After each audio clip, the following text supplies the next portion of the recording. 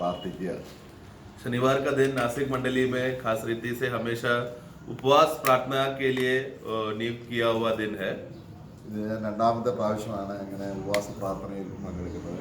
जितना मेरा याद है, मैं ये दूसरे बार मैं इस तरह उपवास प्रार्थना में मैं भागी हो रहा हूँ. പ്രാർത്ഥനയിൽ അത്യാവശ്യം നമുക്ക് അറിയേണ്ട കാര്യങ്ങളൊക്കെ നമുക്കറിയാം, കർത്താവിന്റെ ദാസൻ പഠിപ്പിച്ചിട്ടുണ്ട്. और प्रार्थना का विषय में क्या क्या जरूरी है करके प्रभु का दास ने आपको अच्छी तरह से बताया है. നമുക്ക് സാധു സുന്ദർ സിംഗ് പറയുന്നത് നമ്മുടെ ശരീരത്തിന് വായു ആവശ്യമെന്നതുപോലെ നമ്മുടെ ആത്മാവിന് ആവശ്യമുള്ള ശ്വാസമാണ് പ്രാർത്ഥന. साधु सुंदर सिंह ऐसा कहता है, जैसे एक मनुष्य जीने के लिए श्वास लेकर वो जीता है, कितना जरूरी है, उसी तरह एक आत्मिक व्यक्ति को प्रार्थना है उसका जो जैसा श्वास के समान प्रार्थना से निरंतर परमेश्वर के साथ रिश्ता जोड़ते रहता है. നമ്മുടെ കർത്താവ് ഭൂമിയിലായിരുന്നപ്പോൾ വലിയ പ്രാർത്ഥനാ മനുഷ്യനായിരുന്നു. ദൈവത്തോടുള്ള പ്രാർത്ഥനയിൽ, അവന്റെ പിതാവിനോടുള്ള പ്രാർത്ഥനയിൽ അവൻ ജീവിതം ചെലവഴിച്ചു. यहाँ तक कि हमारा प्रभु यीशु मसीह भी जब इस दुनिया में था तो वो हमेशा अधिकतर प्रार्थना में समय बिताता और पिता के साथ रिश्ते में रहता था. നമുക്കറിയാവുന്ന കാര്യങ്ങളാണെങ്കിൽ ഒന്നും കൂടെ നമ്മളൊന്ന് റിവ്യൂ ചെയ്ത് ചില കാര്യങ്ങൾ കൂടെ നമുക്ക് മനസ്സിലാക്കാം. तो ये सब बातें मालूम है तो भी उसी विषय में थोड़ा गहराई में हम जाएंगे. അപ്പോൾ പ്രാർത്ഥനയിൽ നമ്മൾ സാധാരണ കർത്താവ് പഠിപ്പിച്ച പ്രാർത്ഥന, കർത്താവ് എൻ്റെ പ്രാർത്ഥനയല്ല, കർത്താവ് പഠിപ്പിച്ച പ്രാർത്ഥന നമ്മളൊരു മോഡലായിട്ട് എടുക്കുകയാണ്. तो आज हम लोग प्रभु ने चेले को जो सिखाया हुआ प्रार्थना है उसको एक आधार लेकर हम प्रार्थना विषय को बातों को समझेंगे. प्रभु ने जो व्यक्तिगत प्रार्थना किया वो नहीं, बल्कि हमारे लिए एक आदर्श दिया हुआ प्रार्थना उसको हम देखेंगे. മത്തായി 6:9 മുതൽ 13 വരെയുള്ള വാക്യങ്ങളിലാണ് ആ പ്രാർത്ഥനയുള്ളത്. तो हम जानते हैं मत्ती का सुसमाचार अध्याय 6 का 9 से 13 जब पढ़ते समय में प्रार्थना का एक नमूना या प्रार्थना का एक पैटर्न को हम देखते हैं. നമ്മളത് കാണാതെ പഠിച്ച് ആ പ്രാർത്ഥന ഉരുവിടുന്നതും അത് തെറ്റൊന്നുമല്ല. तो हम लोग वही प्रार्थना को उसी को बाय हार्ट करके मन में और सब मुझे वो पूरा प्रार्थना उसी को बार बार ऐसा बोलना उसमें उतना गलत नहीं है. तो भी ഇത് പ്രാർത്ഥിക്കാനല്ല കർത്താവ് പറഞ്ഞത്. परंतु यीशु ने बोला नहीं कि जो मैंने बोला है उसी बात को तुम दोहराओ करके प्रभु ने ऐसा नहीं कहा. പക്ഷെ പ്രാർത്ഥനയിൽ കർത്താവ് പറഞ്ഞ ഈ കാര്യങ്ങൾ ഉണ്ടായിരിക്കണം എന്നുള്ളതാണ് കർത്താവ് അർത്ഥമാക്കുന്നത്. परंतु प्रभु ने जब सिखाया तो ये एक आधार के रूप में दिया था और ये बातें तुम्हारा प्रार्थना में बना रहना चाहिए, बातें विशेष बातें रहना चाहिए करके प्रभु उस उद्देश्य से वो एक नमूना के रूप में दिया है. അപ്പൊ ആദ്യം തന്നെ ആ പ്രാർത്ഥന നമ്മൾ ആ അവണ്ണം പ്രാർത്ഥിക്കുമ്പോൾ കർത്താവ് ഒരു നിർദ്ദേശം നമുക്ക് തരുന്നുണ്ട്. तो तुम वाक्य 9 में शुरू करते समय में तुम इस रीति से प्रार्थना करो करके बोलकर शुरू करके അതിന്റെ ആദ്യം തന്നെ 7-ാം വാക്യത്തിൽ വായിക്കുകയാണ്. पहले हम वाक्य 7 में हम पढ़ते हैं. പ്രാർത്ഥിക്കയിൽ നിങ്ങൾ ജാതികളെ പോലെ ആകരുത്. അതാണ് ഒന്നാമത്തെ കാര്യം. सबसे पहला बात वहां पर लिखा है कि जब तुम प्रार्थना करते समय में अन्य जाति के समान ना रहो. അപ്പോൾ ജാതികളുടെ പ്രാർത്ഥനയുണ്ട്, ദൈവമക്കളുടെ പ്രാർത്ഥനയുണ്ട്. तो इससे मालूम पड़ता है कि अन्य जाति का भी प्रार्थना है और प्रभु के लोगों का भी प्रार्थना है. അപ്പൊ നമ്മള് ദൈവമേ എന്ന് വിളിച്ച് പ്രാർത്ഥിക്കാനല്ല കർത്താവ് ഇവിടെ നമ്മളെ പഠിപ്പിക്കുന്നത്. ആദ്യം തന്നെ ആ പ്രാർത്ഥനയുടെ ഒന്നാമത്തെ പദം, ഓരോ പദവും വലിയൊരു വാള്യം തന്നെ എഴുതാനുള്ള कंटेंट അതിനകത്തുണ്ട്. तो प्रभु का प्रार्थना 9 से जब पढ़ते समय में उस प्रार्थना का एक एक शब्द में एक बड़ा गहरा संदेश छुपा हुआ है. तो उस प्रार्थना का शुरुआत में प्रभु जब बोलते समय में तुम जातियों के समान हे परमेश्वर बोल के इस रीति से नहीं तुम्हारा प्रार्थना होना चाहिए, परंतु वो शुरुआत में क्या लिखा है? स्वर्गीय पिता. ये है प्रार्थना का शुरुआत एक विश्वासी करना चाहिए. അപ്പോൾ അതിലേക്ക് വരുന്നതിന് മുമ്പ് परंतु उस विषय में आने से पहले 8ാമത്തെ വാക്യം 8वां वाक्य में അവിടെ വായിക്കുകയാണ്. 8 पढ़ना. इसलिए तुम उनके समान न बनो, क्योंकि तुम्हारा पिता तुम्हारे मांगने से पहले ही जानता है कि तुम्हारी क्या क्या आवश्यकताएं हैं. അപ്പൊ നമ്മൾ പ്രാർത്ഥിക്കാൻ പോകുന്നത് എന്താണെന്ന് പ്രാർത്ഥിക്കുന്നതിന് മുമ്പേ അറിവെന്നാണ് ഇവിടെ പറഞ്ഞിരിക്കുന്നത്. तो यहाँ पर क्या कह रहा है? तुम प्रार्थना करने से पहले ही तुम्हारा सारा जरूरतें जानते हैं. നമ്മൾ പ്രാർത്ഥിക്കാൻ പോകുമ്പോൾ എന്ത് പ്രാർത്ഥിക്കുമെന്ന് ദൈവത്തിന് അറിയാമെന്നാണോ അതോ अच्छा, നമ്മുടെ ആവശ്യം എന്തെന്ന് അറിയുന്നതാണോ? तो वो वाक्य के अनुसार अभी हमने जो पढ़ा, क्या वो क्या बताना चाहता है कि प्रार्थना करने से पहले पिता परमेश्वर पहले से ही जानता है क्या तुम क्या क्या शब्द बोलने वाले हो, क्या क्या बोली बोलने वाले हो, या तुम्हारा सब जरूरतें जानता है? ऐसा लिखा है. നമ്മള് ജഡത്തിൽ നമ്മള് യാക്കോബ് ലേഖനത്തിൽ വായിക്കുന്നുണ്ട്. याकूब में हम पढ़ते हैं നിങ്ങൾ പോകേച്ചുകൾ ചെലവിടേണ്ടതിന് വല്ലാതെ യാചിക്കുകൊണ്ട്, അത് ദൈവത്തിന് അറിയാം നമ്മൾ എന്താ യാചിക്കുന്നതെന്ന് ദൈവത്തിന് അറിയാം. പക്ഷേ എന്ത് യാചിക്കണം എന്നുള്ളതാണ് ദൈവം ആഗ്രഹിക്കുന്നത് നമ്മൾ അറിയണം. അതാണ് ഇവിടുത്തെ വിഷയം. तो अध्याय 4 में याकूब 4 में पढ़ते समय में तुम लोग बहुत अधिक प्रार्थना करते हो, क्यों? तुम अपने सुख विलास के लिए, अपने भोग विलास के लिए, अपने अभिलाषों को पूरा करने के लिए तुम बहुत से बातें मांगते हो, इसलिए तुम्हें मिलता नहीं. तो वहां पर विषय क्या है? परमेश्वर तो पहले से ही जानता है तुम क्या मांगने वाले हो, तुम्हारा जरूरत क्या है, क्या बोलने वाला है. परंतु एक प्रार्थना करने वाला व्यक्ति ये जानना चाहिए कि मेरे प्रार्थना के द्वारा प्रभु का आवश्यकता क्या है, वो व्यक्ति जाने. അപ്പൊ ഇവിടെ ആദ്യമായിട്ട് പറയുകയാണ്, तो यहाँ पर इसलिए पहले कह रहा है നമ്മൾ പ്രാർത്ഥിക്കുന്നത് സ്വർഗസ്ഥനായ പിതാവിനോടാണ്. हम लोग प्रार्थना कर रहे हैं किसको देकर? वो है स्वर्गीय पिता को. അപ്പോൾ ഒരു സ്വർഗീയ തലത്തിലാണ് പ്രാർത്ഥന ചെന്നെത്തുന്നത്. यानी कि क्या वो प्रार्थना किस मुकाम का है? स्वर्ग का मुकाम का है. പക്ഷെ നമ്മൾ പറയുന്നത് ഭൂമിയിലുള്ള വിഷയമാണ്. परंतु तो स्वर्गीय मुकाम का प्रार्थना को हम किस बात से संबंध करके प्रार्थना करते हैं? भूमि की बातों को जोड़कर. അപ്പൊ നമ്മുടെ ഭൂമിയിലെ ആവശ്യവും ദൈവത്തിന്റെ സ്വർഗീയ സ്ഥാനവും തമ്മിൽ കണക്ട് ആകത്തില്ല. तो परमेश्वर जो स्वर्गीय स्थान में है और हमारा जरूरत क्या है? भूमि के विषय. तो भूमि के विषय लेकर स्वर्गीय स्थान में बसने वाला परमेश्वर से, पिता से प्रार्थना करना बोला तो वो प्रार्थना में व्यक्ति परमेश्वर के साथ जुड़ ही नहीं रहा है. അതുകൊണ്ട് പ്രാർത്ഥിക്കുമ്പോൾ इसलिए जब तुम प्रार्थना करोगे നിങ്ങൾക്ക് ആവശ്യമുള്ളത് എന്ന് പറയുമ്പോൾ നമ്മൾ അത് അവിടുത്തെ നീഡ്സ് എന്നാണ്. നിങ്ങൾക്ക് എന്ത് ഭൗമികമായി നിങ്ങൾക്ക് അത്യാവശ്യമുണ്ട്, നീഡ്സ് ഉണ്ട്, വാണ്ട്സ് ഉണ്ട്. तो इसके लिए वहां पर बोलते समय में 8 में क्या लिखा है? तुमको जो अत्यंत जरूरत है, पर पिता परमेश्वर पहले से ही जानता है तुम्हारा अत्यंत जरूरत क्या है, तुम्हारा जरूरत क्या है और तुमको क्या आवश्यकता है. ये दोनों अलग बातें हैं. तो अत्यंत रीति से जो सबसे ज्यादा तुमको जरूरत है वो सब पिता पहले से ही जानता है. അത് നിങ്ങൾ നിറവേറും. तो वो तो बिना प्रार्थना करने से तुम्हारे जीवन में पूरा होने वाला है. അത് പിതാവ് എന്നുള്ള നിലയിൽ ദൈവം അത്ര സ്നേഹവാനായതുകൊണ്ട് തന്റെ മക്കൾക്ക് ഈ ഭൂമിയിൽ എന്താണ് അത്യാവശ്യം, വാണ്ട്സ് അല്ല, नीड्स. അത്യാവശ്യം എന്നാണ് ഇവിടെ പറയുന്നത്. तो इसीलिए वहां पर यीशु प्रार्थना करने से पहले भक्तों को पहले बात क्या बताना चाहता है? तुम्हारे आप लोग सभी लोगों के भूमि के जीवन में सबसे अति अधिक जरूरत की बात जो हर मनुष्य को स्वाभाविक रीति से सबसे ज्यादा जरूरत है, वो पिता परमेश्वर जानता है. परंतु ये पिता परमेश्वर हमसे इतना प्रेम करता है, इतना दयावान है कि वो पहले से ही जानता है और पहले से ही उसका सारा प्रबंध आपके जीवन में समय समय पर पूर्ति में वो करके देगा, वो पूरा हो जाएगा. അപ്പൊ എന്താണ് മറാഠി അത്യാവശ്യം എന്നുള്ളതിന് പദം उधर ഉപയോഗിച്ചിരിക്കുന്നത്? क्या लिखा है? परमेश्वर तुम्हारा आवश्यकता को जानता है, जो जरूरत है, गर्जा. അതങ്ങനാണോ? तो नीड्स और वांट्स मतलब जो अत्यंत जरूरत है और क्या तुमको चाहिए उसके बाद जो चाहिए, ये दोनों अलग अलग बातें हैं. അപ്പൊ ദൈവം എന്താ അറിയുന്നു? അത് തീർച്ചയായിട്ടും നമുക്ക് തന്നിരിക്കും. तो हमारे जीवन में मनुष्य जीवन को बनाए रखने के लिए, जिंदा रखने के लिए अत्यंत जरूरत बात जो है वो पिता परमेश्वर हमारा पिता होने के नाते प्रार्थना के पहले मतलब बिना प्रार्थना करे ही वो हमको देगा.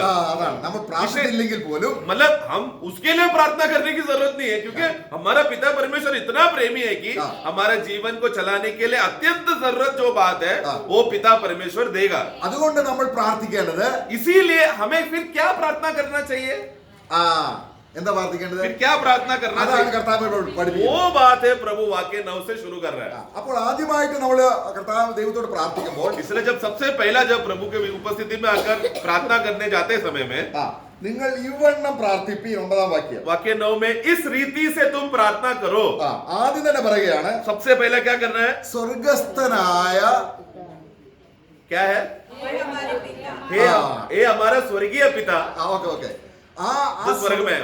ഓക്കെ സ്വർഗസ്ഥനായ ഞങ്ങളുടെ പിതാവേ. हे पिता जो स्वर्ग में है, तेरा नाम पवित्र माना जाए. ഓക്കെ ഓക്കെ ആദ്യം തന്നെ ആ ദൈവം എന്റെ പിതാവാണെന്ന്, നമ്മുടെ പിതാവാണെന്നുള്ള ഒരു ബോധ്യത്തിൽ എത്തുക എന്നുള്ളതാണ് കർത്താവ് പദം കൊണ്ട് ഉദ്ദേശിച്ചത്. तो हे मेरा पिता जो स्वर्ग में है, उस शब्द से यीशु मसीह अब प्रार्थना करने वाले भक्तों को सबसे पहला बात एहसास दिलाना चाहता है कि तुम लोग जब प्रार्थना में तुम लोग आते समय में ये रीति को तुम जानो कि जिससे तुम प्रार्थना कर रहे हो वो तुम्हारा स्वर्गीय पिता है. നമുക്ക് എങ്ങനെയാ ബോധത്തിലെത്താൻ കഴിയും? ये सुबोध में कैसा आने होगा हमको? ആത്മാവിലായെങ്കിലേ കഴിയത്തുള്ളൂ. आत्मा में होएगा तो ही मालूम पड़ेगा. കാരണം പിതാവായ ദൈവത്തെ क्योंकि पिता परमेश्वर को നമ്മൾ ഗലാത്യ ലേഖനം 4:6 എന്താ വായിക്കുന്നത്? गलतियों का पुस्तक 4:6 में हम क्या पढ़ते हैं? അവൻ ദൈവത്തെ പിതാവെന്ന് വിളിക്കുന്ന ആദ്യത്തെ സംബോധന തന്നെ हम लोग परमेश्वर को अब्बा पिता पुकारने के लिए, पहले बार पुकारने के लिए जो वो घटना है, वो संबंध है। അവൻ എന്താണ് അബ്ബാ പിതാവേ എന്ന് വിളിക്കുന്ന हम लोग अब्बा हे पिता करके बुलाने का, സ്വപുത്രന്റെ ആത്മാവിനെ ले पालक का आत्मा, അപ്പൊ നമ്മൾ ആത്മാവിലാവുമ്പോൾ यानी कि हम जब आत्मा में हो जाएंगे, നമ്മുടെ ദൈവം നമ്മുടെ ആരാണ്? परमेश्वर कौन है हमारा? നമ്മുടെ പിതാവാണ്. उस अवस्था में परमेश्वर हमारा पिता है आत्मा में। അപ്പൊ നമ്മൾക്ക് ഉയർത്തപ്പെടുകയാണ്.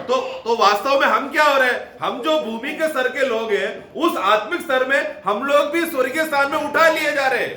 കാരണം മണ്ണുകൊണ്ടുള്ളവനെ പോലെ മണ്ണുകൊണ്ടുള്ളവരും क्योंकि जो मिट्टी के हैं वो मिट्टी की बातों में, സ്വർഗീയനെ പോലെ സ്വർഗീയരും. जो स्वर्ग है वो स्वर्गीय लोग स्वर्गीय बातों के लिए। നമ്മൾ സ്വർഗീയരാണോ അതോ മണ്ണുകൊണ്ടുള്ളവരാണോ? तो हम लोग स्वर्गीय लोग हैं क्या मिट्टी के लोग हैं?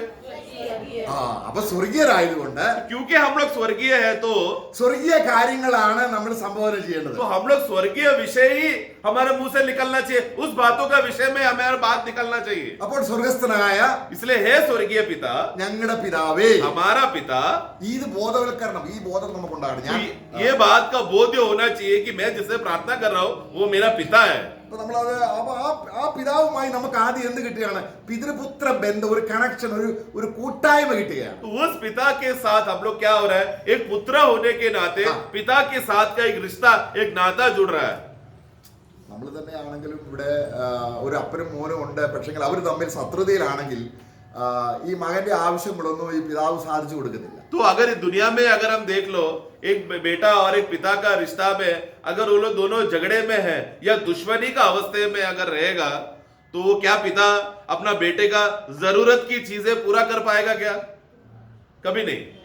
അപ്പോൾ ആദ്യം നമുക്ക് എന്താ വേണ്ടത്? तो इसके लिए वो रिश्ता विषय क्या है? सबसे पहली बात, ദൈവവുമായി നമുക്കൊരു സംബന്ധം വരണം. परमेश्वर के साथ का एक रिश्ता जुड़ जाना आवश्यकता है। ഞങ്ങളുടെ കൂട്ടായ്മയോ हमारा संगति പിതാവിനോടും पिता അവന്റെ പുത്രനായ और उनका पुत्र प्रभु यीशु मसीह के साथ। എന്താണ് ഈ കൂട്ടായ്മ? तो ये सहभागिता संगति क्या है? അപ്പൊ സ്വർഗീയ പിതാവേ എന്ന് വിളിക്കുമ്പോഴേക്കും तो जब स्वर्गीय पिता करके जब हम पुकारते हैं, നമ്മൾ ആ ബോധത്തിലേക്ക് പ്രവേശിക്കുമ്പോൾ हम लोग उस बोध्य में हम प्रवेश कर रहे हैं, കൂട്ടായ്മ കിട്ടും. तो हमको संगति सहभागिता मिलता है। പക്ഷെ കൂട്ടായ്മ കിട്ടുന്നില്ലെങ്കിൽ, परंतु अगर संगति नहीं मिल रहा है तो അതാണ് നമ്മൾ യോഹന്നാന്റെ ലേഖനത്തിൽ വായിക്കുന്നത്. यूहन्ना के लेखाओं में हम पढ़ते हैं, അവൻ നമ്മുടെ ഹൃദയത്തെക്കാൾ വലിയവനായതുകൊണ്ട്, क्योंकि परमेश्वर हमारा हृदय से भी बड़ा है। 1 യോഹന്നാൻ അതിന്റെ 3:20 पहला यूहन्ना 3:20 में हम पढ़ते हैं, അവിടെ വായിക്കുന്നത്, നമ്മള് ദൈവത്തെ പിതാവെന്ന് വിളിച്ചാലും ഉള്ളിൽ ഒരു ഒരു ചൈതന്യം കിട്ടുന്നില്ല. हम लोग परमेश्वर को पिता करके तो बुला तो रहे हैं, परंतु हृदय के भागों में कुछ भी उसका अनुभव या एक उत्तेजना उमड़ नहीं रहा। നമ്മൾ ഒരുപാട് പ്രാർത്ഥിച്ച് ജീവൻ പ്രാപിക്കുകയല്ല. क्योंकि हम लोग कोई भी प्रार्थना करके आधा घंटा 2 घंटा 3 घंटा प्रार्थना कर करके फिर जीवन प्राप्त कर रहे हैं, ऐसा नहीं है। ജീവൻ ഉള്ളത് കൊണ്ട് പ്രാർത്ഥിക്കുക, बल्कि जीवन है इसलिए अब्बा पिता से प्रार्थना कर रहे हैं, അല്ലേ? है ना?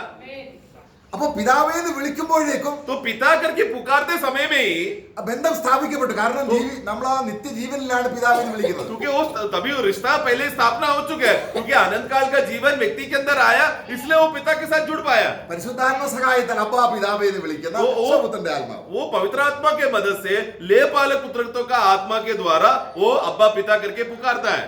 അപ്പൊ ഹൃദയത്തിൽ പിതാവേ എന്ന് വിളിച്ചിട്ടും ഒരു ചൈതന്യം അനുഭവപ്പെടുന്നില്ലെങ്കിൽ, तो हृदय से भी सच्चा मन से अगर वो परमेश्वर को अब्बा पिता करके बुला रहा है, परंतु उसके अनुभव में कुछ उत्तेजना नहीं हो रहा है, कुछ अनुभव नहीं हो पा रहा, पिता के साथ का रिश्ता नहीं बन रहा है, तो ഒരു ഉണങ്ങിയ അവസ്ഥ, मतलब तभी भी वो एक मुरझाया हुआ सूखा अवस्था है, ഉള്ളിലൊരു ഉണർവില്ല. अंदर कुछ भी उन्नति नहीं। അപ്പൊ നമ്മളെ ദൈവത്തെയും നമ്മളെയും തമ്മിൽ അകറ്റുന്നത് എന്താണ്? तो ऐसा है, तो परमेश्वर से हमें अलग करने का बात क्या हो गया उधर? നമ്മൾ ആ പാപയേറ്റ് പറയണം. तो हमारे जीवन में कुछ तो पाप ऐसा आया, कुछ तो रुकावट आया है जो रोक रहा है रिश्ता को वापस जोड़ के संबंध में बने रहने के लिए। उस पाप को अंगीकार करना है हमें। അപ്പൊ അബ്ബാ പിതാവേ നമ്മൾ വിളിക്കുമ്പോൾ, इसलिए हे अब्बा हे पिता पुकारते समय में അവിടെ നമ്മള് പരിശുദ്ധാത്മാവ് മാത്രമല്ല, केवल पवित्र आत्मा ही नहीं, നമ്മുടെ ആത്മാവ്, हमारा आत्मा भी। നമ്മൾ റോമാലേഖനം 8:15 വാക്യം, रोमियो 8:15 में हम पढ़ते हैं, क्योंकि तुमको दासत्व की आत्मा नहीं मिली, हाँ। फिर भयभीत हो, हाँ। परंतु लेपालक की आत्मा मिली है, हाँ। जिससे हम हे अब्बा हे पिता कहकर पुकारे, पुकारते हाँ। हैं। അല്ല, എട്ടിലെ आत्मा आप ही हमारे आत्मा के साथ गवाही ആ देता ഓക്കെ है। ഓക്കെ हाँ, ദൈവത്തിന്റെ ആത്മാവ് परमेश्वर का आत्मा നമ്മുടെ ആത്മാവോട് സാക്ഷ്യം പറയുന്നു. हमारे आत्मा से गवाही देता है എന്ത്? നീ ദൈവത്തിന്റെ മകനാണെന്ന്. कि तू परमेश्वर का संतान है करके। അപ്പൊ ദൈവത്തിന്റെ മകനാണെന്നുള്ള ബോധ്യം വന്നിട്ട് വേണം നമ്മൾ പിതാവേ, സ്വർഗസ്ഥനായ പിതാവേ എന്ന് വിളിക്കേണ്ടത്. तो इसके लिए वो व्यक्ति को यह एहसास होना चाहिए कि मैं परमेश्वर का संतान हूँ। वो एहसास के बाद, वो यकीन के बाद वो क्या परमेश्वर को पुकार रहा है? अब्बा पिता। എന്നാൽ ഒരു റിച്വൽ ആയിട്ട് അല്ലെങ്കിൽ ഒരു കടമ ചെയ്യുന്നത് പോലെ നമ്മൾ അബ്ബാ പിതാവേ എന്ന് വിളിച്ചാലും അത് പ്രാർത്ഥനയാകുന്നില്ല. परंतु एक रीत समझकर, एक रिवाज समझकर हम जानते हैं कि ऐसा प्रार्थना करना चाहिए बोलकर सिस्टम जानकर भी अगर प्रार्थना करेगा तो रिश्ता नहीं है वहां पर। അപ്പോൾ ഇനി ആരാധിക്കാനാണെങ്കിലും यहाँ तक कि आराधना का विषय भी है तो ഈ പ്രാർത്ഥനയിൽ ആരാധനയുണ്ട്. प्रार्थना में ही आराधना है। അബ്ബാ പിതാവേ എന്ന് വിളിക്കുമ്പോൾ क्योंकि जब हम अब्बा पिता करके हम जब पुकारते हैं, കർത്താവ് അങ്ങനെയായിരുന്നു. यीशु ऐसा था। അതാണ് പൗലോസ് പറയുകയാണ്, ഞാൻ എന്റെ ആത്മാവിൽ ആരാധിക്കുന്നു. इसलिए पौलुस इस विषय में गवाही देता है कि मैं मेरा आत्मा से मैं आराधना करता हूँ। റോമാലേഖനം 1:10 വായിക്കുന്നുണ്ട്, എന്റെ ആത്മാവ്.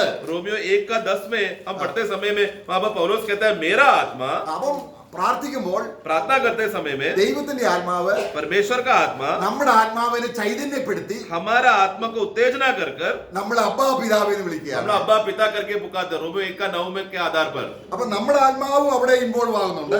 यानी कि क्या हमारा आत्मा भी वहां पर उपलब्ध है। അവിടെ നമ്മൾ 8-ാം അധ്യായത്തിന് 16 वाയിച്ചത് നമ്മുടെ സ്പിരിറ്റ്. हम लोग 8:16 में हमने क्या पढ़ा? पवित्र आत्मा हमारे आत्मा से, मतलब प्रार्थना में हमारा आत्मा भी मौजूद है। ഇനി 8:15 വായിക്കുകയാണ്, और 8:15 में ऊपर हम पढ़ते हैं ദൈവത്തിന്റെ ആത്മാവ് परमेश्वर का आत्मा। അല്ലേ? അപ്പൊ പ്രാർത്ഥനയിൽ ആരൊക്കെ വേണം? तो प्रार्थना में कौन कौन चाहिए? हमारा हमारा आत्मा और परमेश्वर का आत्मा। അപ്പൊ നമ്മുടെ ആത്മാവാണ് വിളിക്കുന്നതെങ്കിൽ क्योंकि हमारा आत्मा अगर पुकार रहा है, നമ്മൾ എബ്രായ ലേഖനത്തിൽ വായിക്കുന്നുണ്ട്, നമ്മുടെ ആത്മാക്കളുടെ പിതാവ്, हमें നമ്മുടെ ആത്മാവിന്റെ പിതാവ്. इब्रानियों का पुस्तक में हम क्या पढ़ते हैं? परमेश्वर कौन है? आत्माओं का पिता है। നമ്മുടെ ആത്മാവിന്റെ പിതാവാണ് ദൈവം. बोला परमेश्वर कौन है? हमारा आत्मा, मेरा आत्मा का पिता है वो।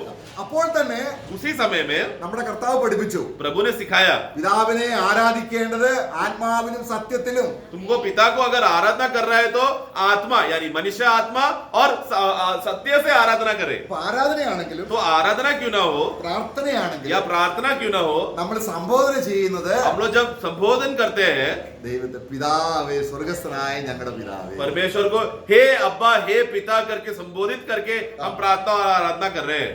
നമ്മള് ഫിലിപ്പിയ ലേഖനം 3:3 നമ്മൾ വായിക്കുന്നുണ്ട്, फिलिप्पियों का पुस्तक 3:3 में हम पढ़ते हैं ദൈവത്തിന്റെ ആത്മാവ് കൊണ്ട് ആരാധിക്കുകയും. परमेश्वर के आत्मा के द्वारा आराधना करके। റോമാലേഖനം 1:10 വായിച്ചത് और जैसा रोमियो 1:9 में हमने जो पढ़ा നമ്മുടെ ആത്മാവ്. हमारा आत्मा या मनुष्य आत्मा, അപ്പൊ അതിന്റെ അർത്ഥം तो उसका मतलब നമ്മുടെ ആത്മാവിൽ हमारा आत्मा में പരിശുദ്ധാത്മ സഹായത്തോടെ पवित्र आत्मा के मदद से നമ്മൾ വിളിക്കുകയാണ് ദൈവത്തെ. എന്ത്? हम लोग परमेश्वर को क्या पुकार रहे हैं? हे अब्बा पिता। എന്താണ് നമ്മൾ ഇനി പറയേണ്ടത്? तो फिर ऐसा है ये ആദ്യം തന്നെ പറയേണ്ടത് നമ്മുടെ ആവശ്യമല്ല. तो ये रिश्ता जुड़ गया है तो फिर हम क्या बोलना चाहिए? सबसे पहली बात, हम हमारा आवश्यकता, हमारा जरूरत नहीं बोलना है। ഒരു യഥാർത്ഥ പുത്രൻ एक सच्चा पुत्र, പിതാവിനെ പ്രസാദിപ്പിക്കുക എന്നുള്ളതാണ് അവന്റെ ആഗ്രഹം. പുത്രത്വം. एक सच्चा पुत्र तो सच्चा बेटा हमेशा पिता को मैं कैसा आदर करूं, पिता को कैसा सम्मान करूं, पिता को मैं कैसा खुश करूं, ये वो सच्चा बेटे का लक्ष्य रहता है। അപ്പോൾ കർത്താവ് അതായിരുന്നു. प्रभु भी वैसे ही था। കർത്താവ് അവന്റെ ജീവിതം മുഴുവനും പിതാവിനെ മഹത്വപ്പെടുത്തുക, അല്ലെങ്കിൽ ദൈവത്തിന്റെ നാമത്തിന് അപമാനം വരരുത് എന്നുള്ളത് കൊണ്ടാണ് വിശുദ്ധീകരിക്കപ്പെടണമെന്ന് ഉദ്ദേശിക്കുന്നത്. तो इसके लिए यीशु मसीह भी जब इस दुनिया में जीते समय में उनका लक्ष्य वही था कि उनके द्वारा पिता के जीवन का, पिता के विषय में कोई प्रकार का अपमान या ऐसा कोई भी विरुद्ध बात उनके जीवन से ना हो। इसलिए पवित्रता ही करके या अलगवाई करके जो विषय है वो अर्थ वहां पर आता है। ദൈവത്തെ പിതാവെന്ന് വിളിച്ച് ആദ്യമായി പ്രാർത്ഥിച്ചത് ആരാണ്? सबसे पहला परमेश्वर को पिता करके पुकार कर प्रार्थना करने वाला व्यक्ति कौन है?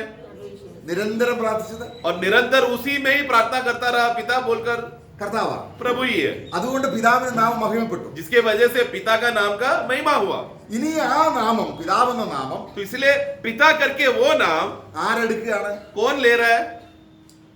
അപ്പോൾ അതിനകത്ത് ദൂഷ്യം വരരുത് എന്ന് പറഞ്ഞാൽ ആ പിതാവിന് അപമാനം तो उसके बाद यीशु के बाद पिता करके बुलाने वाले अगला झुंड फिर हम ही है। इसलिए जैसे यीशु ने मेंटेन किया कि पिता के नाम को कभी भी अशुद्धता ना हो, इसलिए तेरा नाम पवित्र माना जाए करके वो बात को हमें उसको आगे मेंटेन करना है।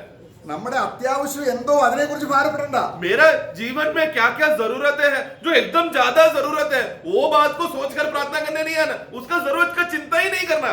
നീ അബ്ബാ പിതാവേ എന്ന് വിളിക്കുമ്പോൾ क्योंकि जब आप पिता करके पुकार रहे हो, നിന്റെ പിതാവ് മഹത്വം എടുക്കുന്നെങ്കിൽ तेरा आपका पिता महिमा ले रहा है, तो നിന്റെ ആവശ്യം നിറവേറ്റി കഴിഞ്ഞു. आपका जरूरत के जीवन, आपके जीवन के क्या क्या जरूरतें हैं वो समय पर पूरा हो चुका है। मतलब അപ്പൊ പ്രാർത്ഥനയിൽ ആരുടെ ആവശ്യമാണ് ആദ്യം നിറവേറേണ്ടത്? तो इसके लिए प्रार्थना में सबसे पहले किसका जरूरत पूरा होना चाहिए? नहीं, हमारा जरूरत नहीं पूरा होना चाहिए, क्योंकि वो तो प्रभु करेगा ना।